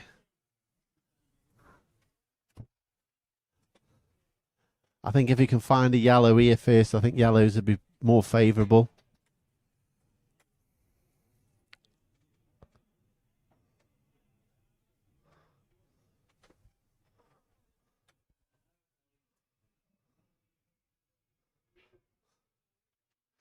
Take the yellow to the middle. Yeah, just push that on nice. He's played that well, hasn't he? Yeah, he's played that really well. Now he's got a chance here now for an immediate break dish to put the pressure on Liam White. Yeah. You take the one over the bag, which he's going to play. And then left middle. Yeah, a little pop back to leave a natural angle.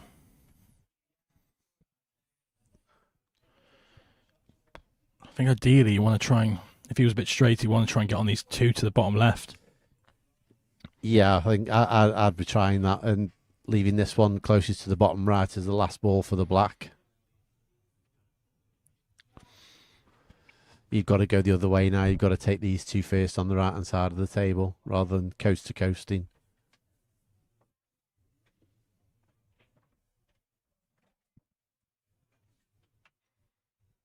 Oh, he's on this one, we so he's can okay. see. Yeah. I didn't think he could see that one. Oh, he's kind of decelled there. Yeah. You think he's okay? I think he can just check this. It's a bit of a stretch. I think you just check this. The side rail. Yeah, that's it. Stu took that T-shirt and you don't want it to causing you a foul.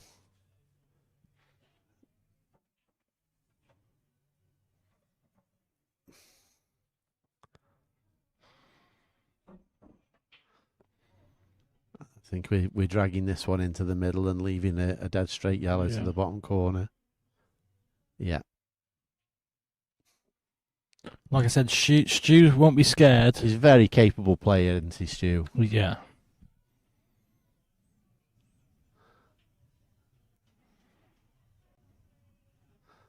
And let's face it, when you are an amateur player playing against a pro, you've you know, as long as you're sensible, there's no reason not to be afraid of it because you are the underdog.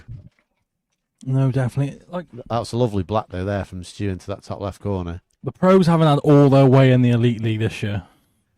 No. Yeah, not the pros haven't just steamrolled everyone.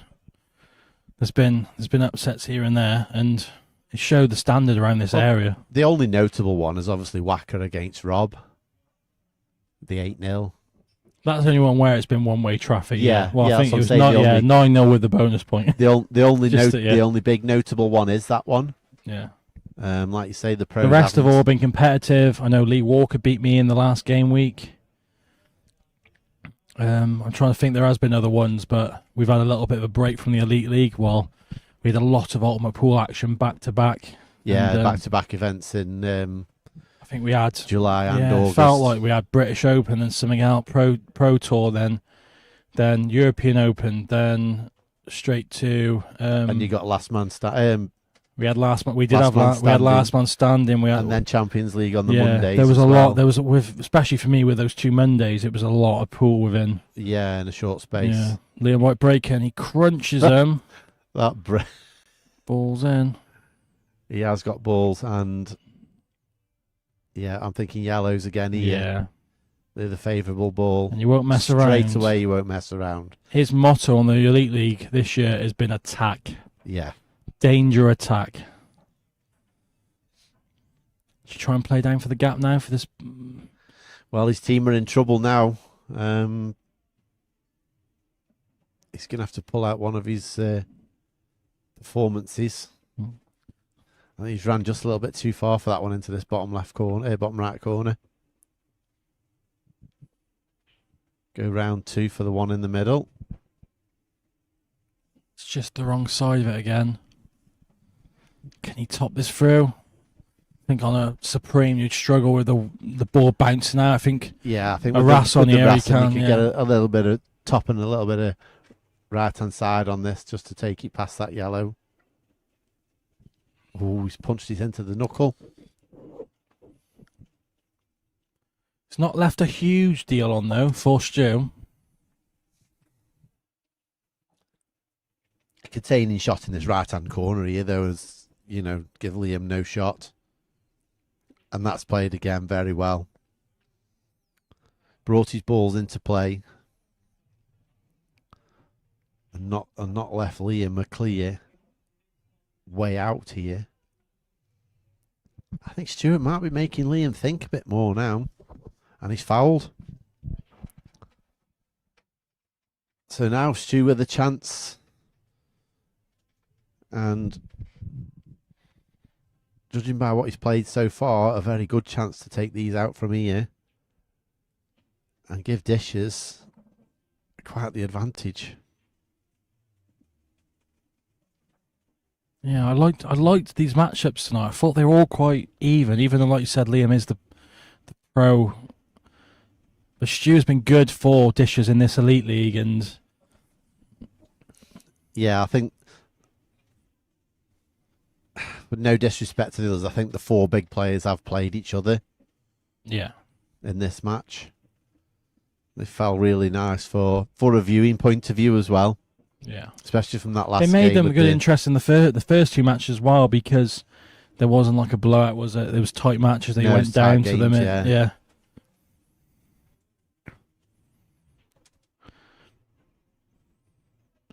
And he's working his way through these well, and look, you're never counting Liam out. Liam was, like you said, at that Nick Weller game, was he 2-3-0 down? His team were quite a far behind. Down, wasn't he? And then he ended up winning 7-2. Yeah, his team were quite a bit behind at that stage. I'm not sure he's going to have it all his own way tonight, though, judging by the way Stu's playing. What a matchup we got in the last doubles. Where we got those four against each other again. It's interesting how it's worked, because a lot of the teams, their pro is normally 1 or 2. No, Wacker's normally 2. Yeah. I normally go 1 or 2. Mostly 1. And I think it's only really Liam, and then I think Adam's played 3 a couple times or 4, but he has played 2 as well. But Raybone leads off. Yeah. I said Wacker second.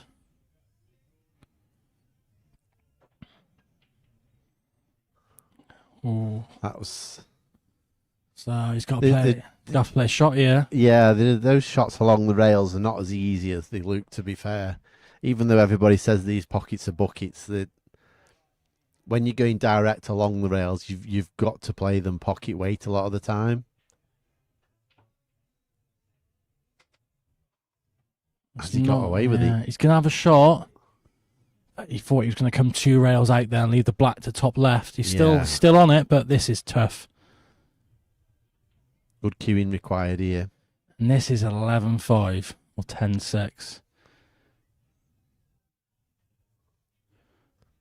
It's not there. No, it's wide.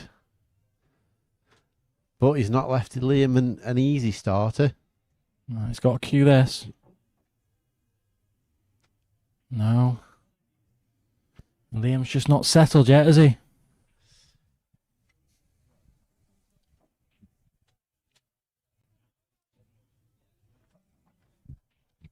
Big moments in the match. Oh. He just knows how important it was. Still not left Liam a shot, though. Has he left the bottom one? Nice. Oh, he's had a bit of run there. He could just flick off the black and take the white ball away. Can he plant the ball safe and get the white at the top right? Like that. It needs to keep going. Doesn't want to leave this one, I don't think.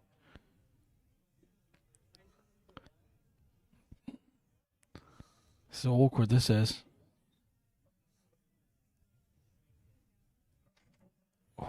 He's left a shot. Has he left a free shot? Yeah, that was just going to say, I think he could play this. He play black 2 rails off. Or was he playing this in the middle? Yeah, that's that. I think he wanted it a little bit harder.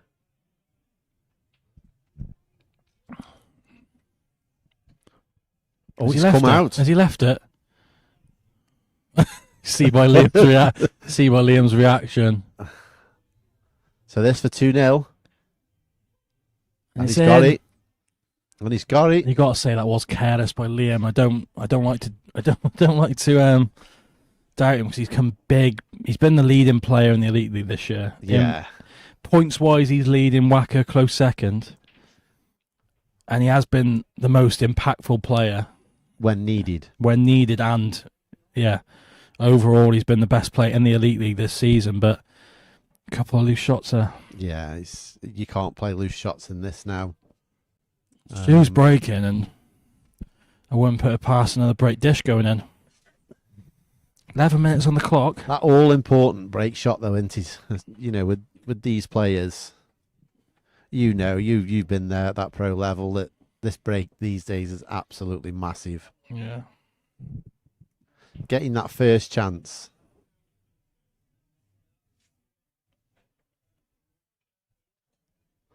So frame 3 and Stu Gregory to break these balls. Straight in the middle with the wing ball. But they've all come back together in the middle. You find this with these balls sometimes. They disappear and then all come back together. Can he play the one he's closest to, top right? Screw down this right-hand side. Leave the one into the middle to go into him. If it goes... Has he even looked at it? If it goes, that could be a shot. If it goes, yeah. And there would be a nice little shot to open them up, and you'd have the backup of the one to the bottom right. I think he has seen it now, I think. Even if you want to play into it from here, you pop this and you play into him off the side rail. Yeah, he's having to go with the yellows instead. I don't think coming down that way really favoured leaving a shot. You're never guaranteed another shot, and you, I think on the red there, you're just in a much better, much healthier position.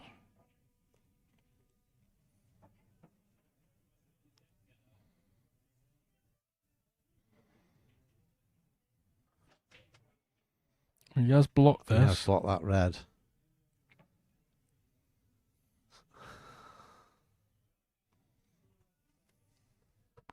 Liam will attack. He's played straight up for it, and he's played this well.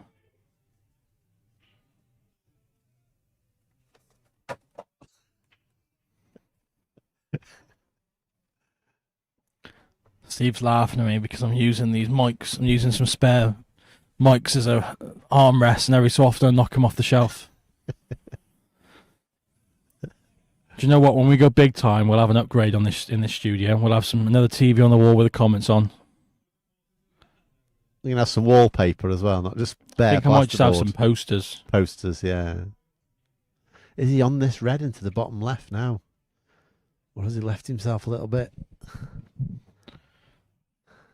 So a little screw into yellow. Yeah, it still goes into the middle, doesn't it? Either middle. Does the other one go as well?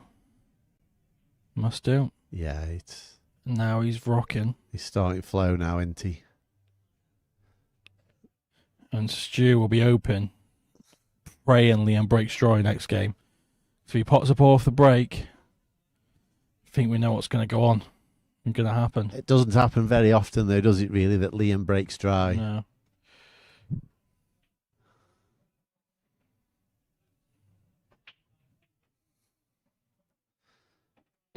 So, those of you watching, if you're not following, give us a follow. Only one person has liked, well, I've liked it now, so only 2 people who are watching. There's currently 39 of you watching. It doesn't cost a lot, just hit the like button or the little heart button on the bottom right. Also, if you're not following, give us a follow. All helps us grow. The bigger this page can get, the more events we can run and put money into.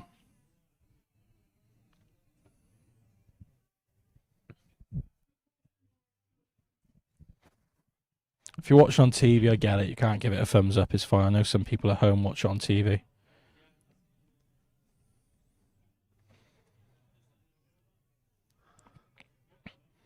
A big moment, I think this is. Yeah, I was just going to say, I think Liam's going to have to go on a big run now.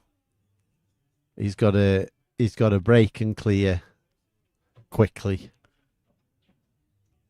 and rely on some dry breaks from Stu. Because if Stu just goes frame for frame here with him, well, you've cursed him. You cursed him. You cursed him. You say he didn't go drawing very much. I said Stu would be praying. Well, his prayers have been answered. Oh. He's turned the table straight back over now. And these yellows are not too bad. Yeah, he can. If this is straight, he could get onto the cushion, and no, it wasn't quite straight enough. So we will be looking now to get into that ball early. If you're looking at where he'd get up onto that side, onto that side top rail. right-hand rail, yeah. That'd probably be now if he can get into it enough. Not sure if he's straight enough. I don't think he can. I think where this ball goes through the object ball a bit more than the normal white. Yeah. He just cued that really well. I think a lot of players would have been going up into the red there. Yeah, he's managed to get plenty of whip on that, hasn't he? Yeah. Stu would be kicking himself here. He got what he wanted with the dry break. I think you see him a little bit too far, but I think you see him probably screw him 2-in-1 here. No, he's just playing the pot. Just playing. Played it well. So he's not been punished for the dry break.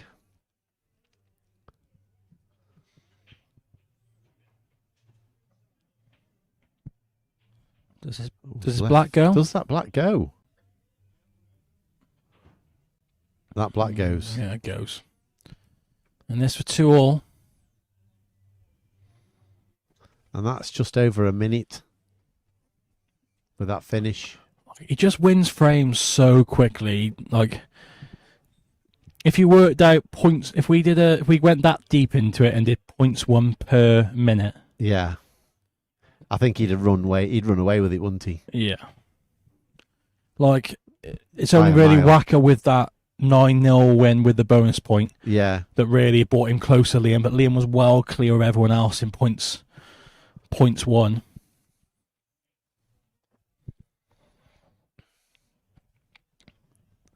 I think Liam will be looking for 2 more frames here, at least, and then take the bonus point for the set to draw them just 1 behind. He has got time. There is the chance of a golden break, especially, like I say, with how he breaks and he gets the black moving even off front ball. 100%. So let's see. Stu just needs to keep the white ball on the table, really, and hopefully just give himself a chance at a run out. That wing ball was going again, and he's still got the ball. The black. We were watching the right hand side, and the black nearly went in. But these yellows are not bad if he can find an opener. The red's ain't the nicest just because that red on the top rail.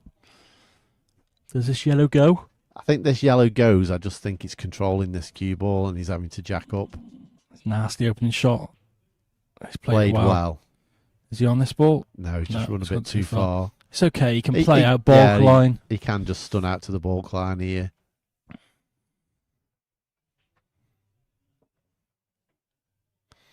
Yeah. Just wants to make sure he doesn't knock the black in here. Yeah, you just have to. It's nothing anywhere centre of the cue ball, just to make it come straight down the table. As I said it. No, he did his best, didn't he? Though he had a try, but I think a bit in between here. I think I'm leaving. I think I'm maybe take your medicine. Play this one through about an inch or two. Maybe take the one he's closest to. Do you think? Yeah. Here we go. See, I think that goes in. I think that goes in the middle and then the black. No, it does. I just think if you pot this and you stun on off this rail, try and get on the one bottom end of the table. you're out. Like this. But Oh, it's just, that was the problem. If he'd have run through the one in the middle an inch or two, he could have just come off on and off the bottom rail. I think ideally, it was tight, the one to the middle, and you want to be behind it, so you didn't knock the black safe. No, it flew in. Has he got a shot yet? Well, if he pots it, he's getting the black out. Yeah. Yeah, it's a natural angle for moving the black. And this is a big moment. 4 minutes odd on the clock. That's there. Oh, no. That looked like it was there all the way. Yeah. Chance for Liam. Liam.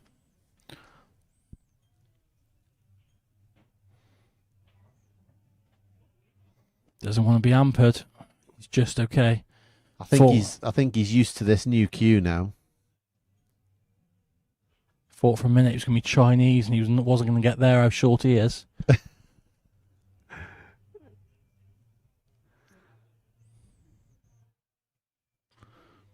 Oh, he's had a bit of run here, I think. Didn't want to go in. He's taking the one in the middle first.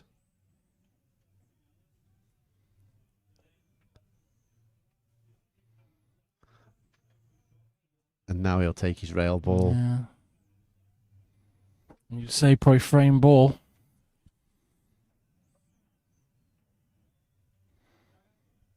Then I think if he wants to, this black I think does go easy enough to the middle pocket. He might choose just to leave a double. Or he might leave it down the rail. He'll go down the rail with this, I think. Yeah. Don't think he'll miss it, but he could have been a lot closer to it. He's set himself. It's in. He just took that extra second there just to set himself, make sure. He's got a chance to extend the lead. He will be breaking. He is breaking.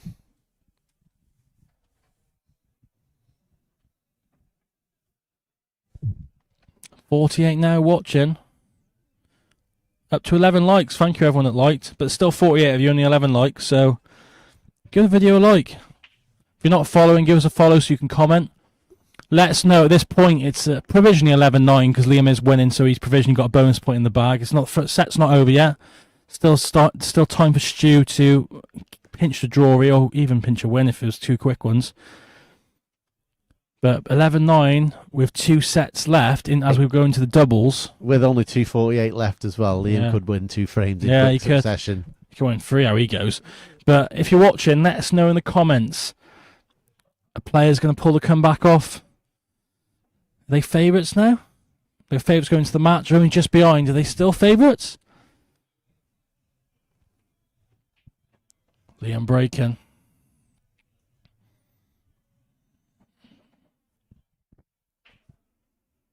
That's another thunderbolt of a break. And those yellows have come out nice.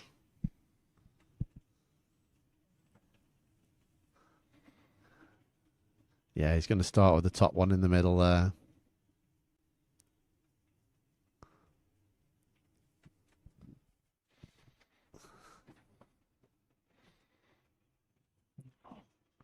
Just in between you.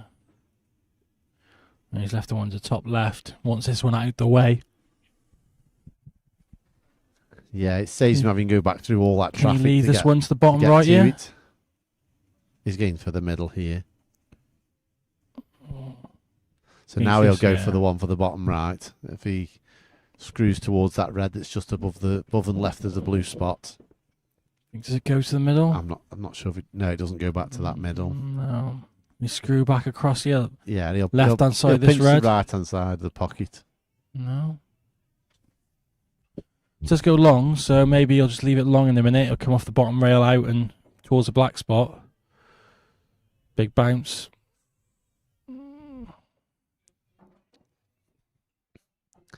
He's just going to take an extra second or two now because just make sure his cue ball is right.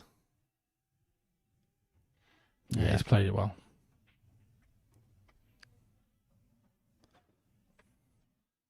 Just a run through for the black, and there's still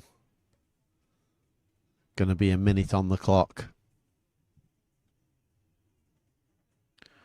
And when Liam gets going, It's good to watch. Exactly 1 minute left on the clock.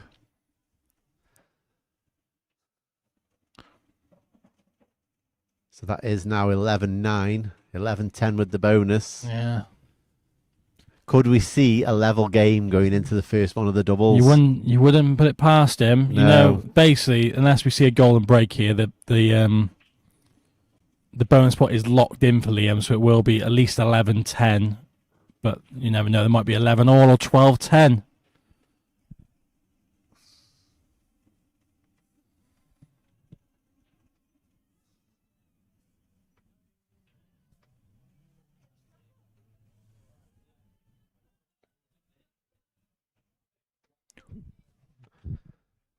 I think this is the furthest we've been into frames as well with the... Because Ollie and Dan went 4-1. That finished. So now this is frame 7. It's the furthest we've got into the frames in the set. Big break. He's part of the ball, isn't he? Yeah, there's ball down. And these yellows. Yeah. And he's definitely got time here, and all he's got to do is compose himself. He doesn't want to rush. You see playing people rush these situations. He hasn't quite come for leave himself straight on that bottom one. I'd be coming down. Yeah. Oh. He's shot the frame away. One loose shot, and I don't think he needed to. He's going to have to get the double. Liam will try, but... We've got 20 seconds. I think he's going to be running too much now. It's...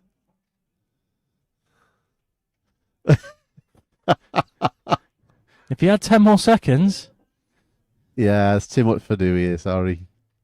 And he's running with the white. And there comes the handshake.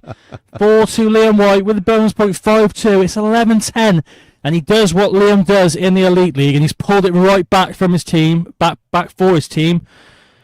Cut that deficit so much there, hasn't he? And now he's done his cardio for the week. Yeah, and that might help towards that beer belly that Michael Howard's talking about in the chat.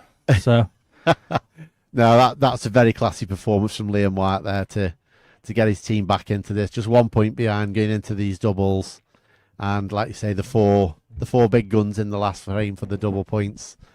We're going to be in for a good one, folks. Keep your eye on this one.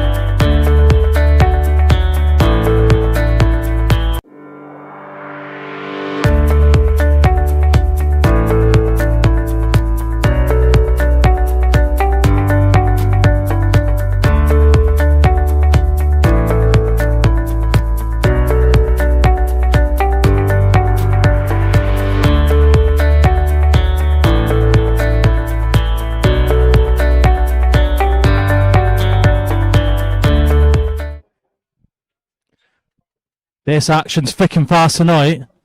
Normally when Mark Goff's here, because he's getting sort of that sort of age where he needs a break in between sets, but we got young Sam Lamb in the hot seat in the reffing tonight and timekeeping, and he's not waiting around. He's getting them racked up and he's getting going, and this is a big doubles. Dishers will be praying for just at least a draw now. They don't want to lose a set. They don't want to be behind going into that last doubles. It is huge being ahead in that last doubles, knowing the draw as a buffer with the double points. A little cagey one to start. He's gone. He's gone to him. Go on. If you want to go, you go.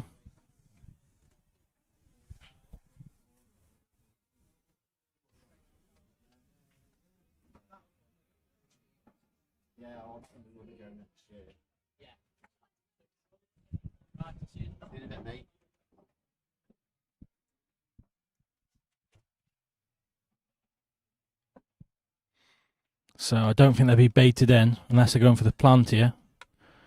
Needs it to drop. He's got a bit unlucky where he's knocked these yellows because he found the shot to get on yellows because the yellows were the nicer colour set. But knocking those two, so I'm not sure if these plant here can... The bottom left corner. Can he plant these now? There's a chance there to plant them. I think worst case, you get in the pocket, aren't you, with that red there. And having to overcut them like that, you could actually bump that red out of the way.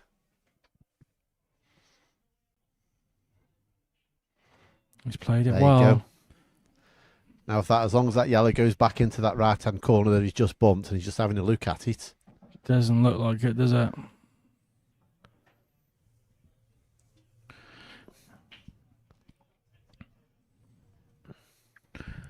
I was just chatting to Liam at the bar, and he's, I think he's decided he's going to play like he's just played on tour. Because he says he just overthinks it too much. Yeah. He says that second frame, he just didn't know what he was doing, and then all of a sudden he thought, right, hang on a minute. That's a nice shot by Alfie. Yeah.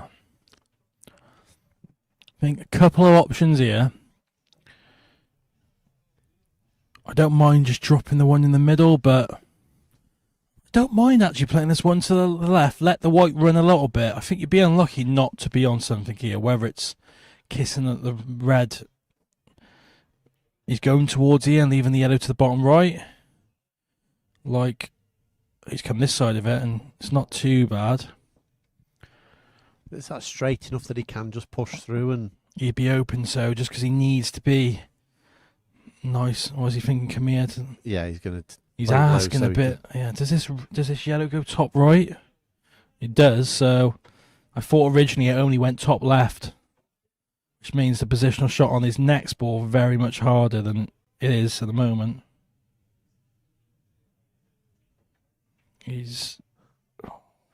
That's still not bad.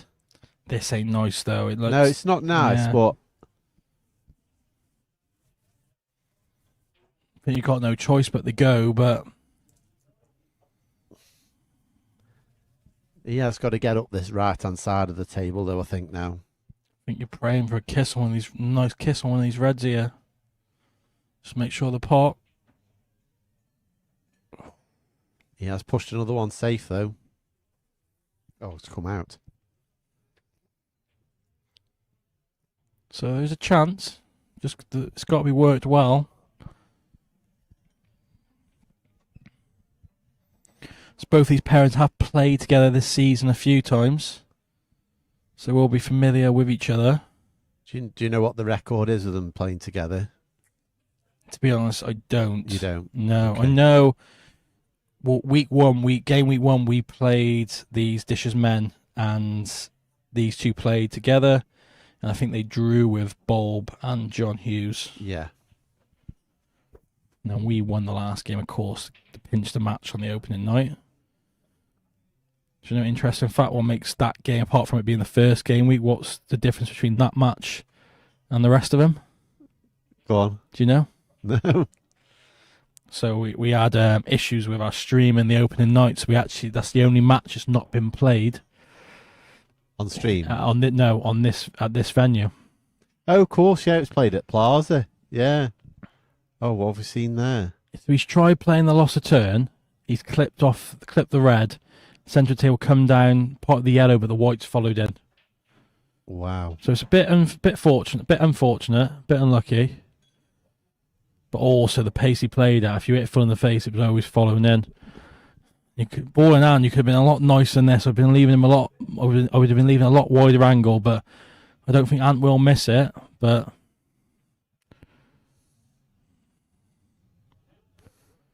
and it's in the hole. Yep. So yeah, the opening night we did play at Plaza. Plaza, yeah. On the table which has since been replaced with a Rassen. Yeah.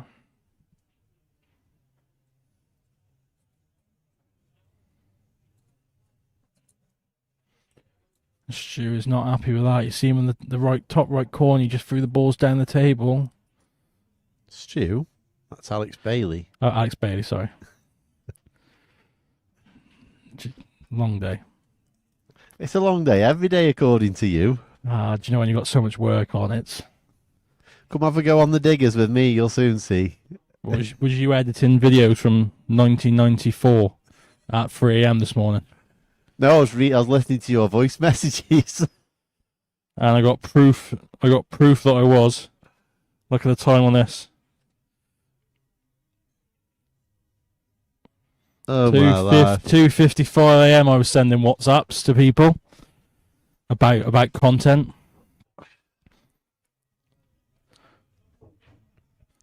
So yeah, as I mentioned earlier in the stream, I'm helping the World Bike to do a bit of a promo and get a bit of buzz around the World Championship, which kicks off in 3 weeks' time. What an event!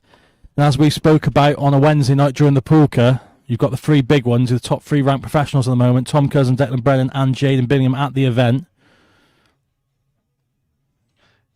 Yeah, it's going to be a cracker. I mean, if we get lucky and we can get Tom and Declan through in the final, in a world final, that would be something special to watch, I think. As you say, Jaden's not in the men's draw, is he, this year? Yeah. Is he in the men's draw? So basically, yes, because he's not in the men's team, he can't get a seeded spot unless you get from the world rankings from previous years. It's his first year, it's his first attempt at the world men's because he's always been the under 18s until now. So he could come away with 2 world titles then, the under 23s and the men's. Basically, if you're in the under 18s, you're not allowed to play the men's singles. So last year he wasn't able to play it. Yeah. So this is his first bite at the cherry in the men's. I wonder if he could do both in his opening year. The under 23 and the men's. Yeah, we spoke about it earlier in the week while the Poolka was on the Triple P. And it is a tough field in the under 23s. There's a lot of good players in that. Yeah, we did talk about it. He is favourite. He is favourite. I'm not doubting that. But first to sixes on these cloths, these balls, these tables, how these rules. But he has just won the Champions League. Yeah, it could go. It could go either way. Someone could come against him and absolutely play out of the skin. Yeah. Just on one match, which could be the final. Yeah. That can happen. Look at last year's world final with Giuseppe D'Imperio and Declan Brennan. Declan went into it massive favourite, but Giuseppe turned in a performance and a half. I think they're all worried about the 5th seed. That's what I think they're all worried about the 5th seed. No, he's out. They've been replaced by you.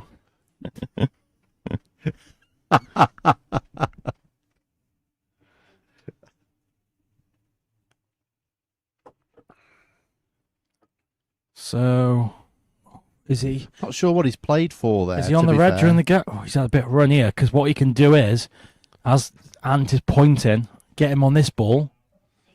I think he needs to swing this a little touch of left-hand side. Yeah, he is putting a trace of left on this. Just want to go behind the yellow, though. That's okay. That's a nice shot. He's got to play a shot, though. Seems to be Alfie doing the rescuing a few times here tonight. Is this a free ball plant? It can be made, It can be made.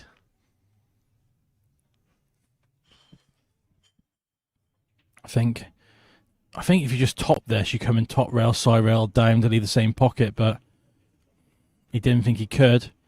He's had a bit of run there, knocking that yellow safe. Put that yellow safe. No, it's going to be a great championships, and like I said, I'm helping with the social. So you've seen if you have a look on the page now, you see a video of me just saying, right, 3 weeks ago, content coming soon, and we're going to be posting 3 times a day on there, and hopefully doing some more stuff.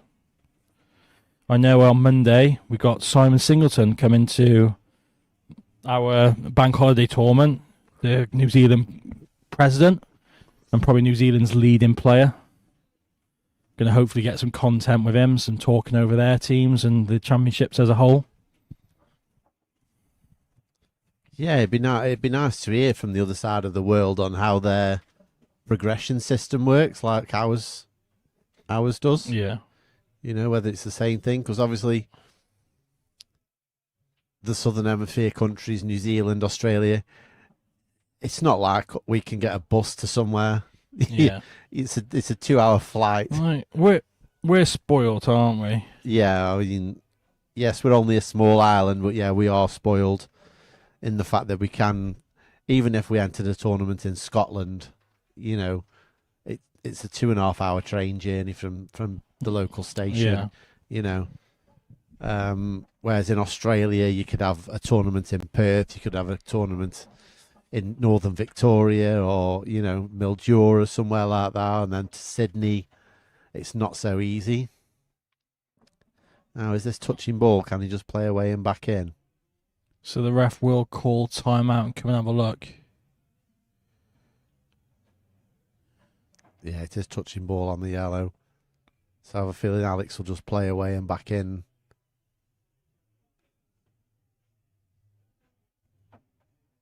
Yeah. Played it well.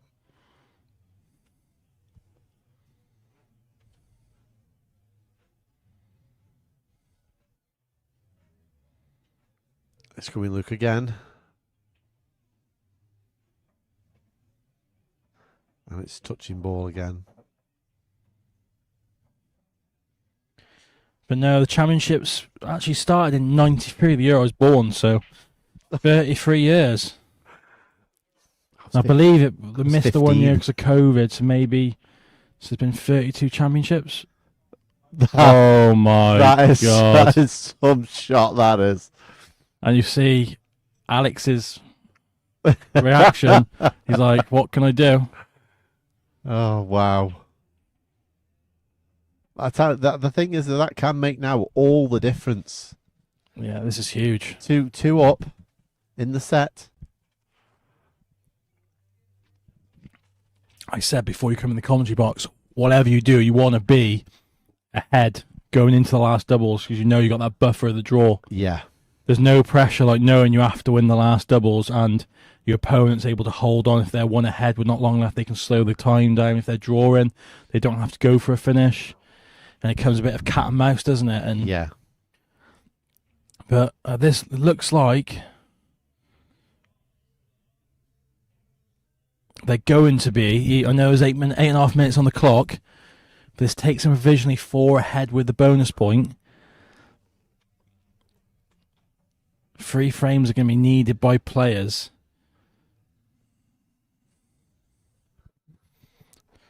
This is taking us back to the Plaza game where it went one way then the other all night long. Yeah. Where it finished 19 all in the end up. And that was the night Rob Adams, after the 8-0 pummeling from the week before, Rob Adams just put it all behind him and played an absolute stormer of an evening. I was quite critical that basically how would he bounce back Rob Adams, that is, after that defeat to Wacker, but how good was he in the last? Yeah. Yeah, I mean, I was pretty confident he would. It's one of them things, is you're playing. He is now what, a top 10 player, Wacker? Is he in the top 10 now? Believe so, yeah. Yeah, I think he's either 8th or 9th now. So he's going into that game playing that kind of player, knowing that someone on his level he could do the same too. And that's exactly what he did on that night. And he just... Yeah, so Rob Warm is currently 8th on the professional rankings. He is defending... He's defending less money than, say, Chris Mellon. He's going to be ahead of Chris Mellon very soon in the Black Ball. rankings. Oh, Black Ball was almost kicked in there. Is it dry? But it's come up dry. So Chris Mellon's one place ahead of him, but Chris Mellon's defending a win in the Masters, which is the next event up on the circuit. Yeah. It's being held at Ballpoint in Telford, not far away from us. Oh, that's where you hold some of the WEF events, isn't Yeah. it? And then, to be fair, even the place above him, Aaron Davis is defending a runners-up position, a quarters. Has he got a win on there as well, Aaron Davis? Didn't he win last season? Or was That was last season, not the season. His win's already come off, so he's not in a bad position. Yeah, so he's not defending. But looking points at Chippy's defending a win and a semi. So Wacker, the way he's going with his form, he could easily be top 5 in the top 5 and pushing with a couple of good results. How's Craig Waddenham's points looking? Craig Waddenham's got a win and a semi coming off, so it might be a bit too much to ask to catch Craig Waddenham. That's a very good shot by Kieran there to get that yellow out. So that makes all 3 balls at the top of the table now playable. Yeah. Just got this awkward one on this left rail. I think we will see Wacker probably around 5th, 6th in the rankings by the end of the season. And it depends who travels to the Island event. There's 2 ranking events in Ireland, which not everyone's going to. Liam White told me tonight he's not travelling. Oh, right, okay. So there's big points available in that event. We've got our own pro event and the Open. So there's big points. Provisionally, on paper, if you take away the points in the bank for Declan and Tom, Jaden is in the mix at the top spot by the end of the season. I knew it'd be close if he, particularly if he has deep runs in the men's. So Jaden is 5,500 off Decky, and he's 7,100 off Tom.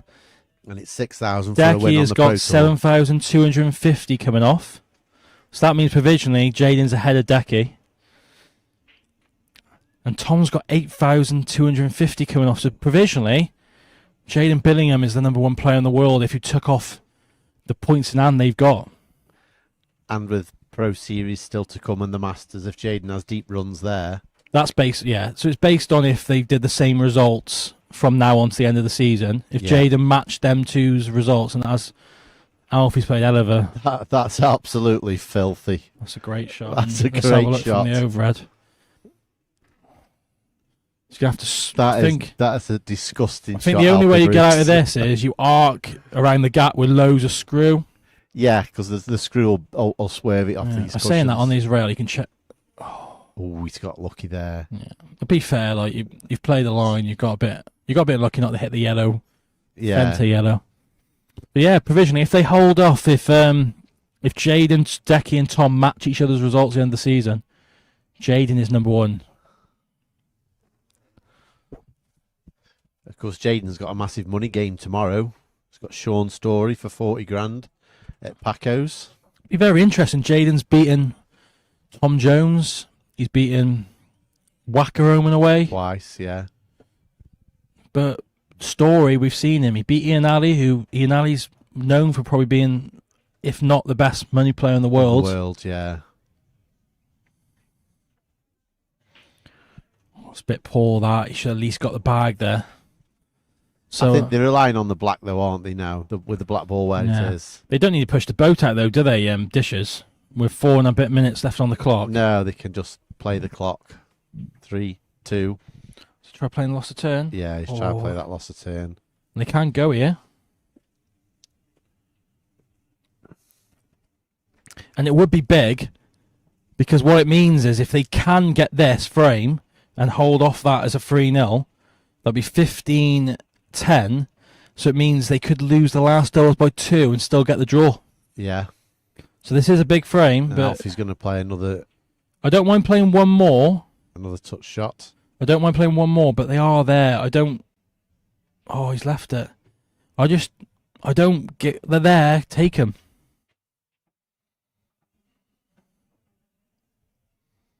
If he's going to try to play this off, then he's got to watch out for the in-off. He's What's missed he it done? completely.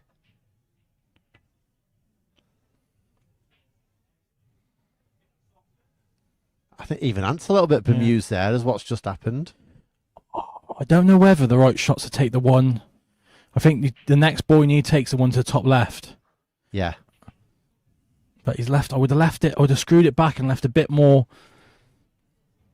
natural. Is he going to have to screw through the gap of the red and the black? Or is he just playing out? He can just play up and down with this. Yeah, he's fine. That's the shot. I'm overthinking it as the mic goes again in the commentary box.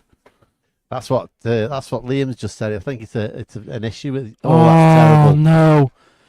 And That's this is terrible. This is huge because it's gone from them in total control and a chance to. I think you got to come 3 rails. You got to come 3 rails. Oh, they got an extension. So You got to come the old-fashioned 3 rails as.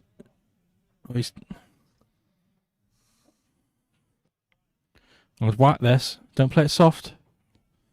I don't get what you gain. I don't get what you gain from playing it soft. Got to give it a ride, haven't you? in Yeah, these I rules? don't. You're not potting it. You're going to leave him a game. You've got to send it for a ride in these rules.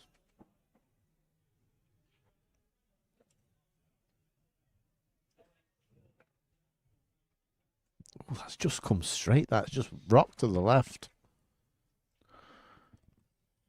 Played it well.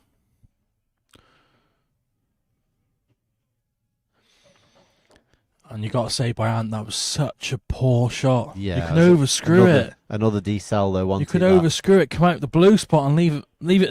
Do you know what I mean? And they are breaking.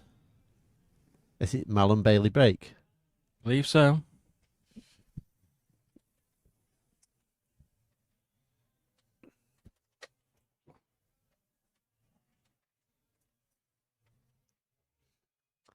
So we got 1:36 on the clock. I think Liam will be urging him to run round this table now. Because at the moment it's 14-11. If it stays like this, which means they could lose by 1 and still get the draw. Dishes in the last. I think Ant and Alfie are now going to have to, if they come out messy, they've got to try and just play for time now. A frame now for. It's more important they don't lose the frame than win a frame. Yeah. Because if they win the frame, Blurton and Alfie, it means nothing. Because of the 2 pointers, if you know what I mean. Yeah. It's But Kieran's got a ball off his break.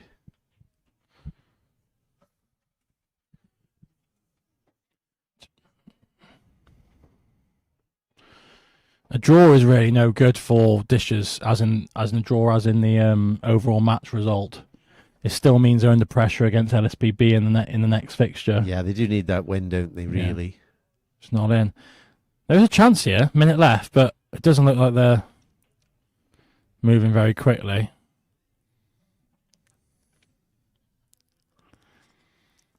Got a chance here though. Yeah, I think they should have had a go here, because even if they pot 5 open balls, 4 open balls, it would have just taken the time away.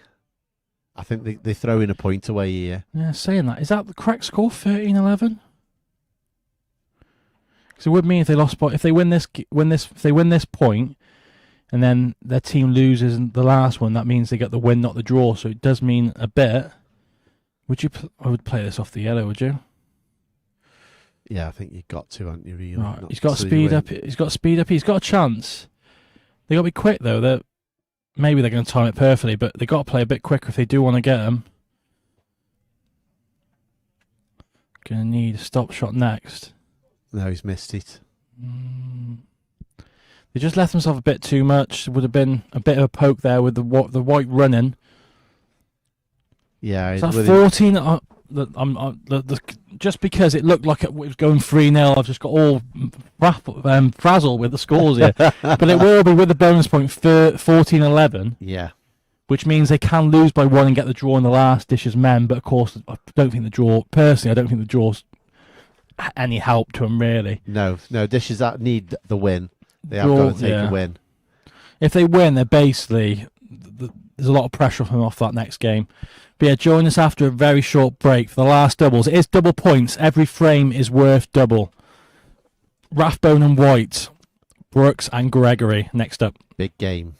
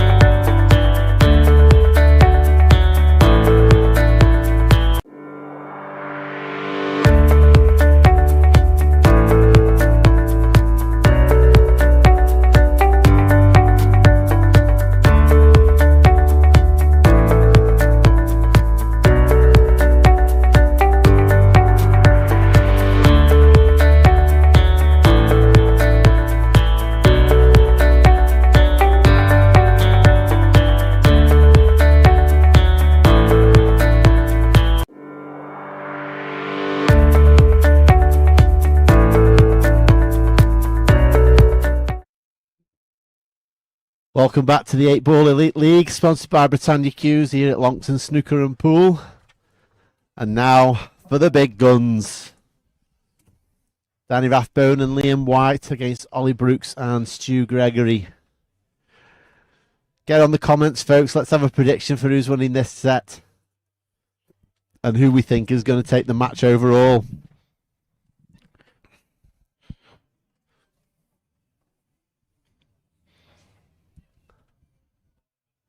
So it's Danny Rathbone to break in the first frame of this final set in the Scotch doubles. 20 minutes to decide the whole night, Zach. And this is big for both ends of the table. Of course, I'm here cheering on Dishes, if I'm honest, because I'm definitely being biased here. And for us, if Dishes win this game and keep players on the same points as us at joint top of the table, it takes a lot of pressure off us, and it gives us a chance really to still come top two. I think a win for players here, we got a lot of pressure on us. And of course, for Dishes men, if they win this game, you think they're guaranteed really playoffs without some freak results happening. Big break for Danny. Safe white though. Don't think there's any easy opener. He's been dying to tell you all about that all night long. He's been holding it in that he's wanting Dishes win. I wanted at least let's have a chance in the last doubles, you know. Yeah. Look, every team I've wanted to win so far this season, when we're not playing, of course, it's gone the other way. So, so now you just cursed yourself. Yeah, it's just mental. There's been so many close matches and so much drama, but we haven't had huge upsets, have we? No. So, like the Dishes men could have easily won a few games. They've only won one so far against the ladies, and the ladies could have won that. They had a hell of a chance to win. Yeah, that. I watched that. And after a big booming break, this game seems to have gone a little bit safe. While we're on peak viewers, Monday we got 2 spots left in our bank holiday double a limb. £25 entry unless you're a junior and lady, which is £15 entry. We've only got 2 spots left. Very cagey affair. And Dishes won't mind this. They know if they lose by 1, they still got the draw on the overall of the match. Players know. To be fair, draw wouldn't be too bad for players. It would take them ahead of us. Yeah. It would take them 2 points clear of Lambourne. That could be decisive. And they know if they win 1 out of the last 2, they will be in the semis, in the top 2, as seeds.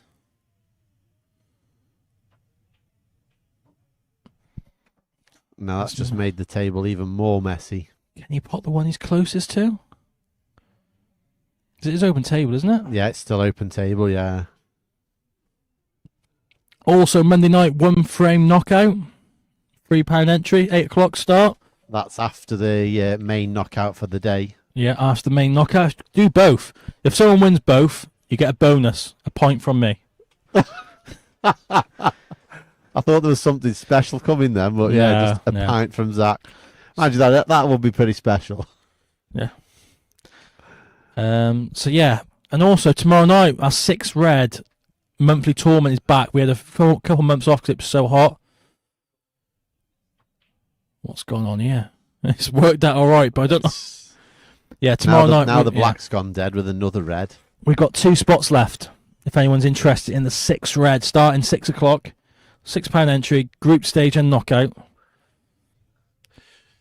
Can Liam hold himself back with this frame? Can we see a 20-minute 1-frame match? Not from Liam. Not from Liam.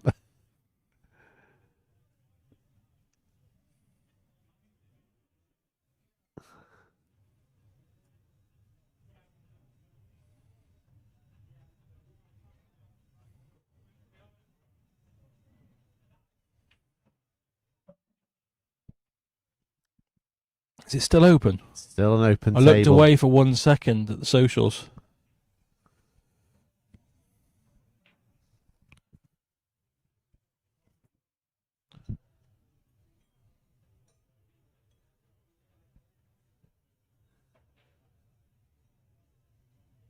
It's just so awkward having those 5 balls all tied up in that little cluster. You've not got a lot of options to get into them to break them open. No. If you were really going to push the boat out here, you'd play this skill shot into the bottom corner and put the white ball on the bottom rail. Did you just knock the yellow down 1 rail into the pack?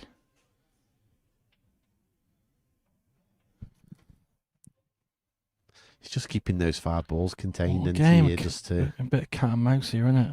To stop what's going potentially happen from Liam.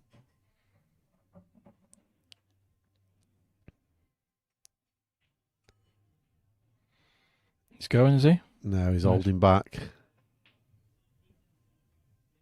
Now that's made it even worse. Is this a free ball plant? Not that I think you want to go for him.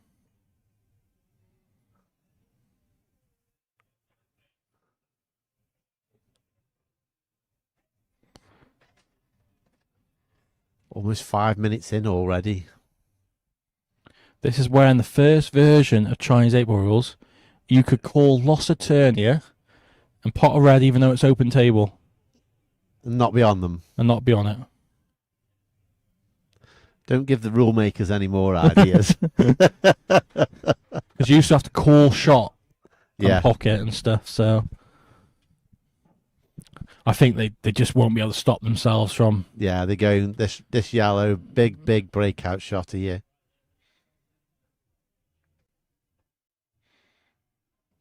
Now for me, that's put reds in charge. Yeah.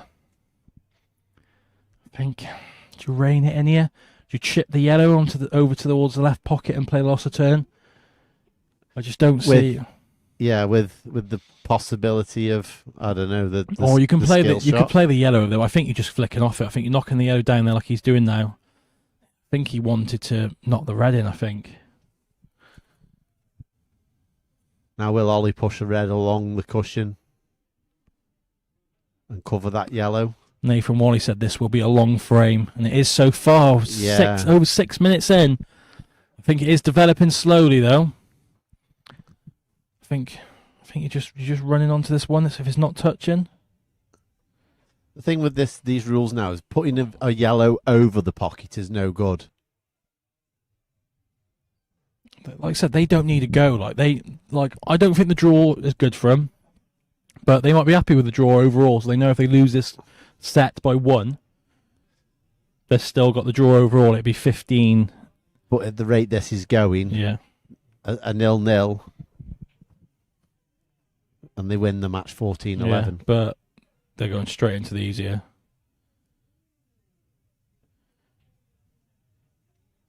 He's got a bit unlucky because it was a bit poor from Ollie to leave that. Yeah. He's going to have to play the skill shot. If he gets it, they're going to have a chance. Yeah, the yellow does. He's played pass. it well. The yellow does pass down the rail. Yeah. Dan's got to play a good shot, though, to leave him a slight angle on it. I think he's got a horrible angle here. I think he's going to have to leave distance, but Yeah, Liam won't mind it. Liam will back his potting ability. He's going to force it, stun it across. He's got a lot closer than I thought he would. So this is game ball, really. Yeah. Yes, and it's there. Big mistake by Dishes. Yeah. He should not have been leaving that shot on. And it is a good dish by players. Skill shot was lovely. Dan's got across as far as he can to leave Liam as nice as he can down the rail. Liam's cued it home, and they're 1-0 up in this set. And that's 14-13 overall. Yeah. So I might have to remind him it's double points. Yeah, just nip out and let him know it's 2 for the... He has put it on there, yeah.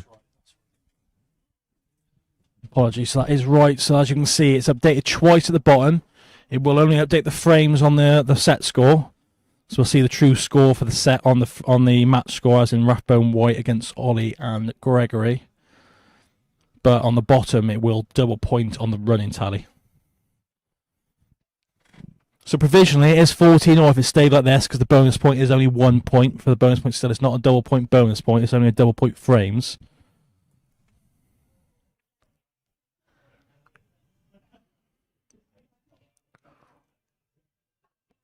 And it's wide open with 12 minutes left on the clock. I wouldn't want to be calling this either way now.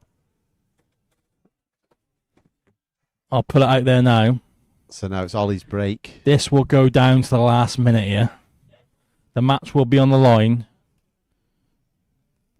with 1 minute, with the last minute, and we'll see whether someone can get over the line or not. I think it's dry. Oh. It has come up dry. That red's just hit the post. So still work to do though. There's work to do, but I think it's got to be yellows, I would have thought.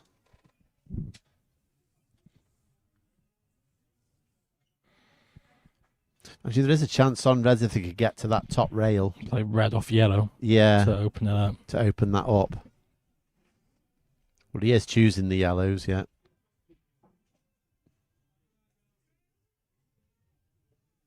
So now play one to the middle.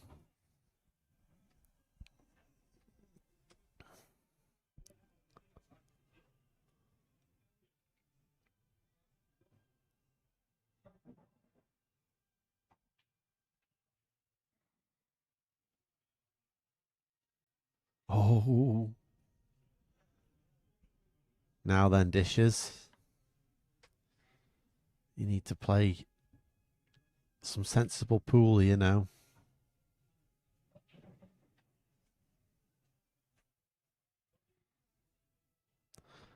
I think he can get up past that yellow onto that top rail and play that breakout shot. Oh, he's gone in. Oh, he's got a bit fortunate there, but that's... They have, because it does. I think everything's open now. Everything's open now.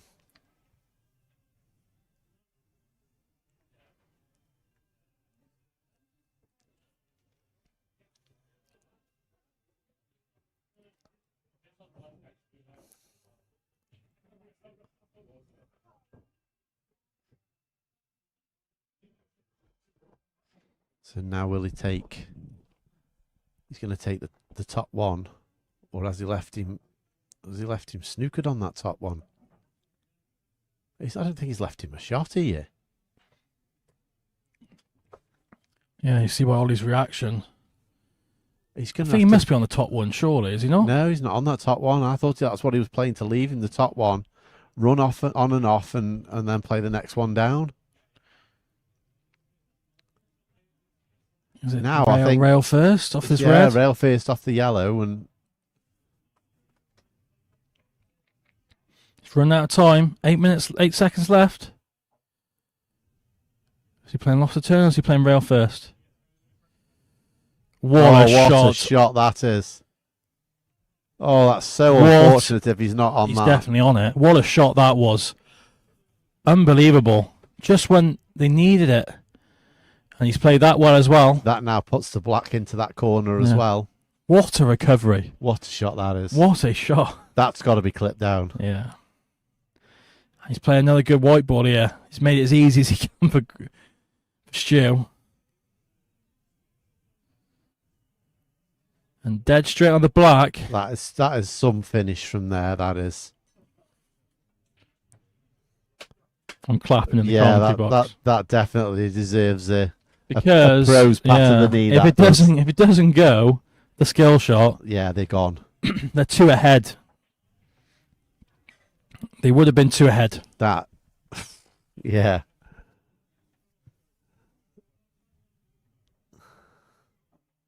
That's 2 8-ball elite leagues I've commentated on now, and 2 of the best shots I've seen.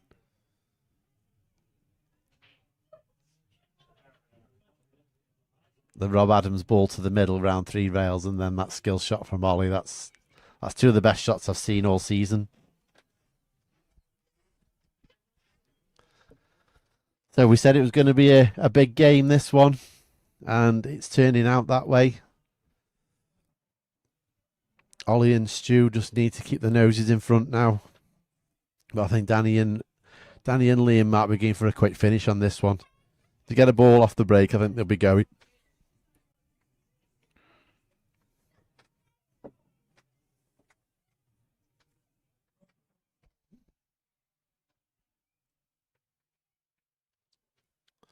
So here comes that thunderous break from Liam White again. Is it dry? Last ball rolling. In. Oh. I think everybody in the players' team was like leaning that way for it to go in.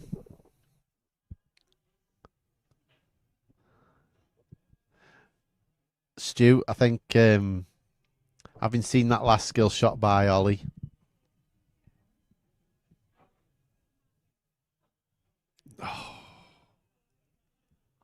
they've just handed the table straight back.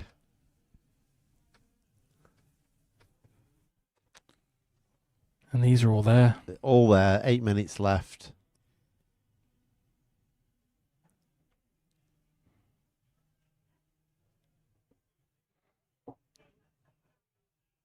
He's left Liam a bit of a creeper here along this rail. I'll back him for it. But no, it hasn't gone. Let's give it the statue pose. Liam, staring that ball out. I think you play the plant. Yeah, you check it across. I think you leave the double on the one he's closest to on the left-hand side rail. Just try getting it out. I think if you're on the double now, you play it. You've got to play the double. If you're on the double, you've got to play it. There's no point leaving it. There's no connector ball for it. Yeah, it goes. You have to play the double. It goes. You've got a banker in the top right corner. You have to play the double. And he is doing. Big shot. And it's there. It's in. If you want to win these matches, you've got to play the big shots. Well, like Declan always said, he always says, if it's the right shot, it's the right shot. Yeah. You know? Win or lose the frame, if it is the right shot, you go for it. Ollie bringing a snooker background out here with this rest. Slightly short. He's a little bit under. Yeah. But he's probably not played with a rest for, no, I don't know how long. You could have left yourself high, though. So he's going to stun off it and bring the white down the table. Just don't miss the pot. The white should do the work for you. Little screw off it, maybe. Is he on the one during the gap? We're going to need another one. He's not looked, but I think he's in the one in the gap. I think he is. He's in the one in the gap.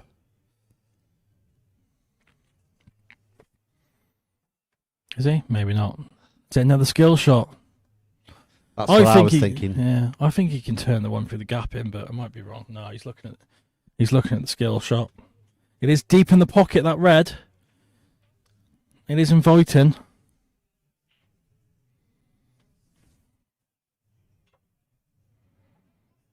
Oh, he's playing another good one, and I think he's on the one during the gap, through the gap as well. That's what he did play for. You saw him look at it twice. Or is he not? Is he going to have to play the plant? He's going to have to play the plant. Big shot. Coming up to 5 minutes on the clock. Oh, that was big. Just got one awkward ball on this right-hand side. And that red comes off the yellow. The red on the right side rail. Do you think so? Goes easy off that yellow where he's left it. Just big bounce. He's had a nightmare here. Because the pattern-wise, you wanted. You don't want to go from side to side. You want to get on the left-hand one first, yeah? Has Liam done the same thing? He's done the same thing over. Do you not realise he's landed perfect on the double? This is do or die for players. They can't afford to lose this frame. This must go. And he's played it well. Is he dead straight? Can he deep screw it? Come up and down the table? That's what Liam's going to go for, is the big old screw back. Anything but stuck on the black or the middle pocket. Where's the white ball? Wow. Wow, that's massive. Oh my God. That is massive. He's asking which white. Just grab any of them. Any white ball will do, Ollie. And we're into 15 seconds a shot now. Oh, what's he done here? Is he going to play across two rails out, same pocket? Or is he just going to drop it through and leave the... Oh my God. He has... Well, I don't think Ollie's going to miss this one. I thought he was going to run on for a bit more then. Yeah, and leave him on the rail. Yeah. It's black. Brings a big buffer for Dish's men. And it's in. That's huge. With 3 minutes 2:39 on the clock. They're arguing. He did leave him. Like, he left work to do, to be fair, because if he had just left it so he could have just stunned up the rail, left the black to the middle. Let's see him arguing here. And this is the buffer. 2 frames now needed for all players for the draw. If they get another visit to the table, you think the match? If Dishers get another visit to the table, the match is. You think the match is dead? You think they'll be able to run enough time out, pot enough balls, tie the table up? 2 first visit clearances probably needed by players here, or a golden break. Yeah, and or a golden break. But there is only Ollie that is cut breaking to get the golden break, so it would have to be a stroke of luck for Stu to get one off his break because he's a front baller. But it has been done. Wacker played the perfect golden break off a front ball. Stu Gaggery breaking. Oh, he lost the white there, but he's got lucky to get a ball. And this is probably what they want. Ball's tied up. If they pot the loose for you. Yeah, that's a minute and 15 seconds. Yeah. Gone. The yellows are not nice at all. He's caught. Use your time. Use your time. He's not. Oh. Yeah, if you're calling that extension, you've got to play it, haven't you? You've got to. Ollie, you're in the camera. Look how this has come out. Look how this has come out. There's a chance here. He's going again for try and move this red. No. There's a bit of panic coming in now, and those yellows can now be made. Yellows can be made, but also they can kill a lot of timing on yellows. Wait for those beeps, Stu. Making hard work for him. Making it hard work for themselves here. They can have another pop of the cherry in a minute, I think, players. Players 100% record at threat here. Well, how well does he cue a ball? That's what I said right how from the start. How well does he cue a ball, Ollie Brooks? He does not move. He is just totally statuesque every time he cues up. It's criminal that some of the players that are on the Pro Tour and he wasn't on this year, but anyway. He did tell me why he didn't accept it, but I can't remember what he said now. It's because he couldn't play in some of the events because it was at a certain venue. Oh, of course, yeah. We're right naming. Yeah, that was it. You've reminded me. So, I think I'm just potting. I wouldn't be playing safe. I'm just potting the yellow. That kills 30 seconds, leaves him a minute. He's got a shot into the top corner here. If they take these, then they will have a golden break, of course. They'll have a chance for quick. Depends how quickly they clear these. He's on this one. 120 left. Ooh. Thought he'd missed that then. Wow. The white will stop on these reds here. Oh, he's gone around it nicely. Doesn't want to stick.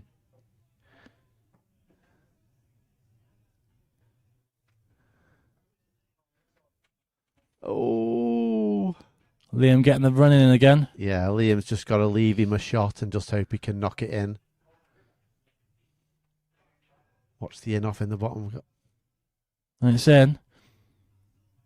And this is all from, if you pot the loose yellow, if you look at the clock here, there'll be 15 seconds left. Yeah.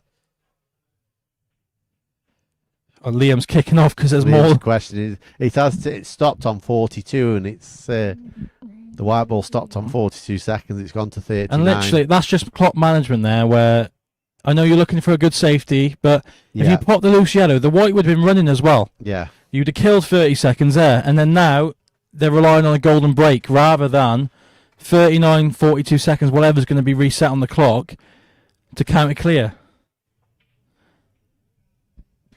This is going to be a massive Scotch counter clearance, though.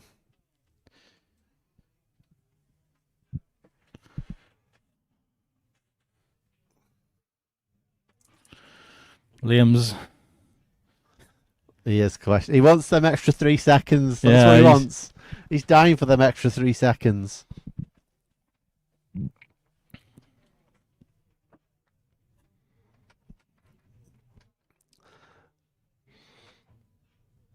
And what they say, with a minute left to round. Yeah. Do you know what I mean? It's like, but the difference is it's not just Liam on his own.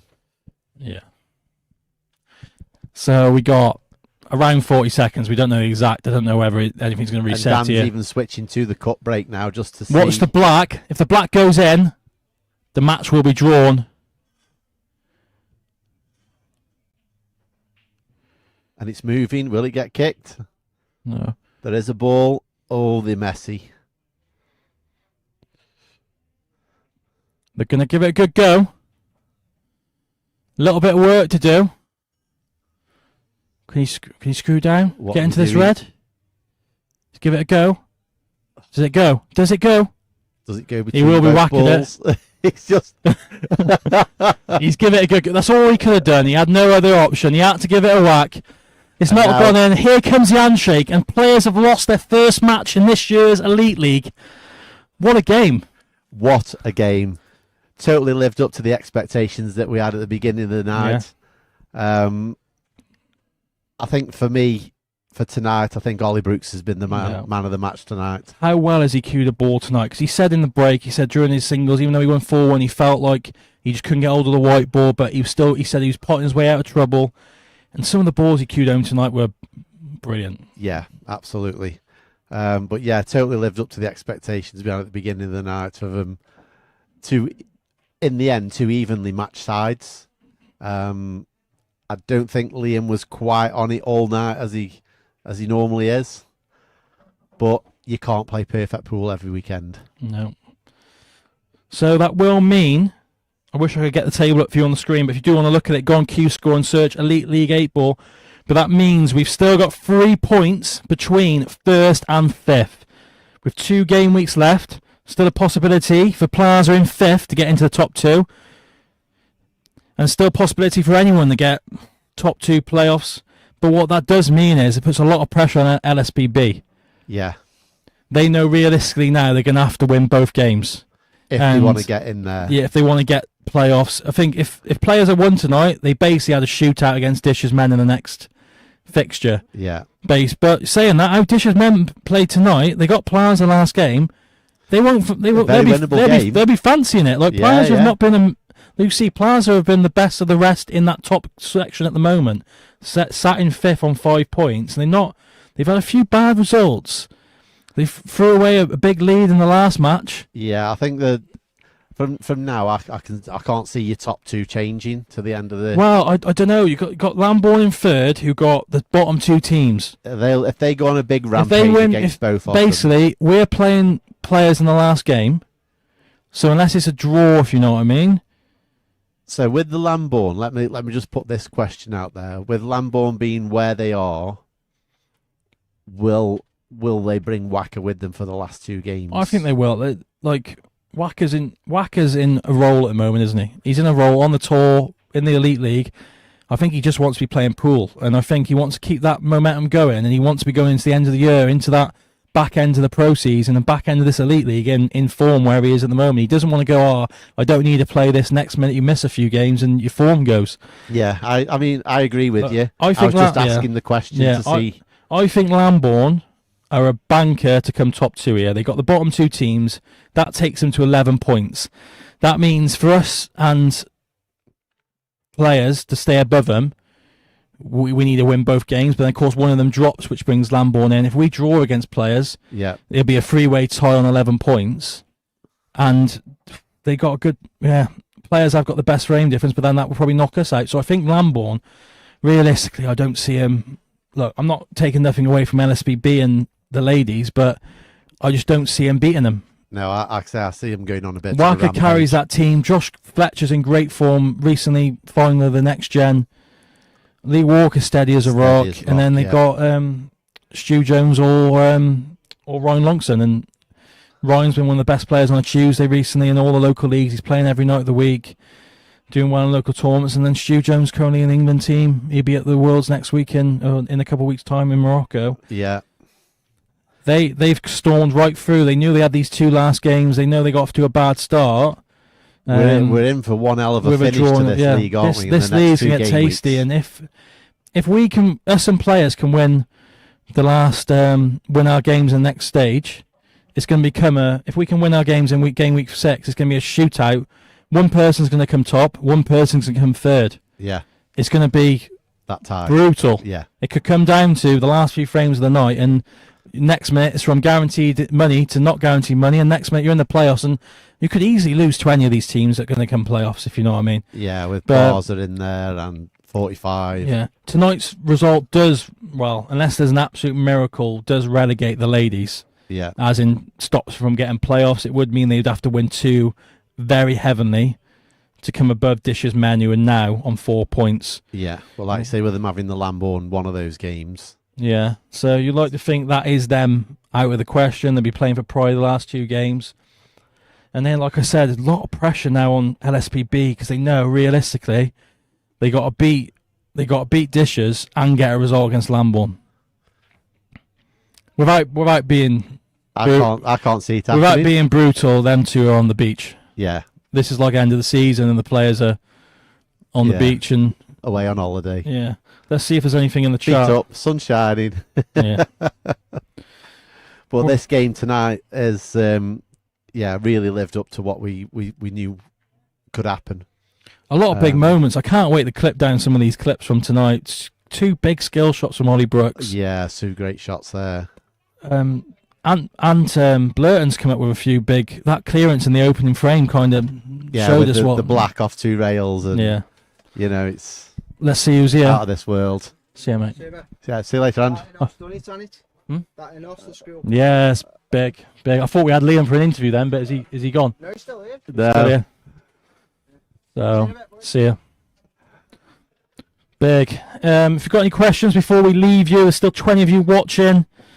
Listen to us mumble on about the situation in this elite league, but it's getting awfully tasty with 2 game weeks left. Well, this is it. It's really started to fire up now, and it's exciting watching. Sometimes tonight I'm trying to commentate, and I'm so focused on the game that's going on. Yeah, I'm forgetting I'm supposed to be talking. The next match arranged is my team, LSBA. We're playing 45 Club. That is the 6th of September, Sunday. That's a week on Sunday. The other fixtures to be arranged, like I say, is LSPB against Dish's men. And that is do or die for LSPB. I think they're gone personally anyway, but if they win, it puts the pressure on, doesn't it? They're going to have to put the best side out. Yeah. Just to even have a chance. Yeah. And then we got Plaza against Players in the next fixture. Big rivalry there over time. Well, and not mentioning why there's rivalry and stuff, but they're both. I know they're going to be friendly, as in the teams, but the clubs itself, the rivalry between the clubs, whether it's forced, whether it's petty, you know the history if you're local, and then Dish's ladies, like I said, against Lambourne, and like I said, Lambourne in great position, and yeah, I think they'll just push on Lambourne, and like I said, I was asking the question about Wacker. I it's no matter what it is, it's still match practice for him. So getting towards the end of the year, and like we were talking about earlier with the rankings, like I say, provisionally 5th in the world. Yeah, on the pro rankings, Wacker, and fully deserved just the results he's had. I know he's not broke. He's not gone through and capitalised on those finals and semis, but it's only a matter of time, isn't it? Yeah, I think so. Once he gets that door open, I think there might be 1 or 2 follow quickly. Yeah. But no, thank you all for tuning in. Like I say, if you're not done so already, give us a follow on YouTube, give us a follow on Facebook, give us a follow on TikTok. It all helps with helping to grow the platform. And like I said, we're hopefully going to have some exciting stuff going into next year. But before then, so much excitement. Just to run through, it's not just the 2 game weeks that's left, game week 6 and game week 7. We will then have the playoffs, and then while the finals weekends are the semis and finals, we will have some all-stars weekends, so just to explain to you what that is, we're going to have a singles knockout night with 8 players and a doubles knockout night with 8 teams. Oh, yeah. So we're going to leave you anyway, but I need to collect some money. Someone's at the door. So Yeah. good night all, and thank you all for tuning in. Thanks very much, folks. What a night of action. No.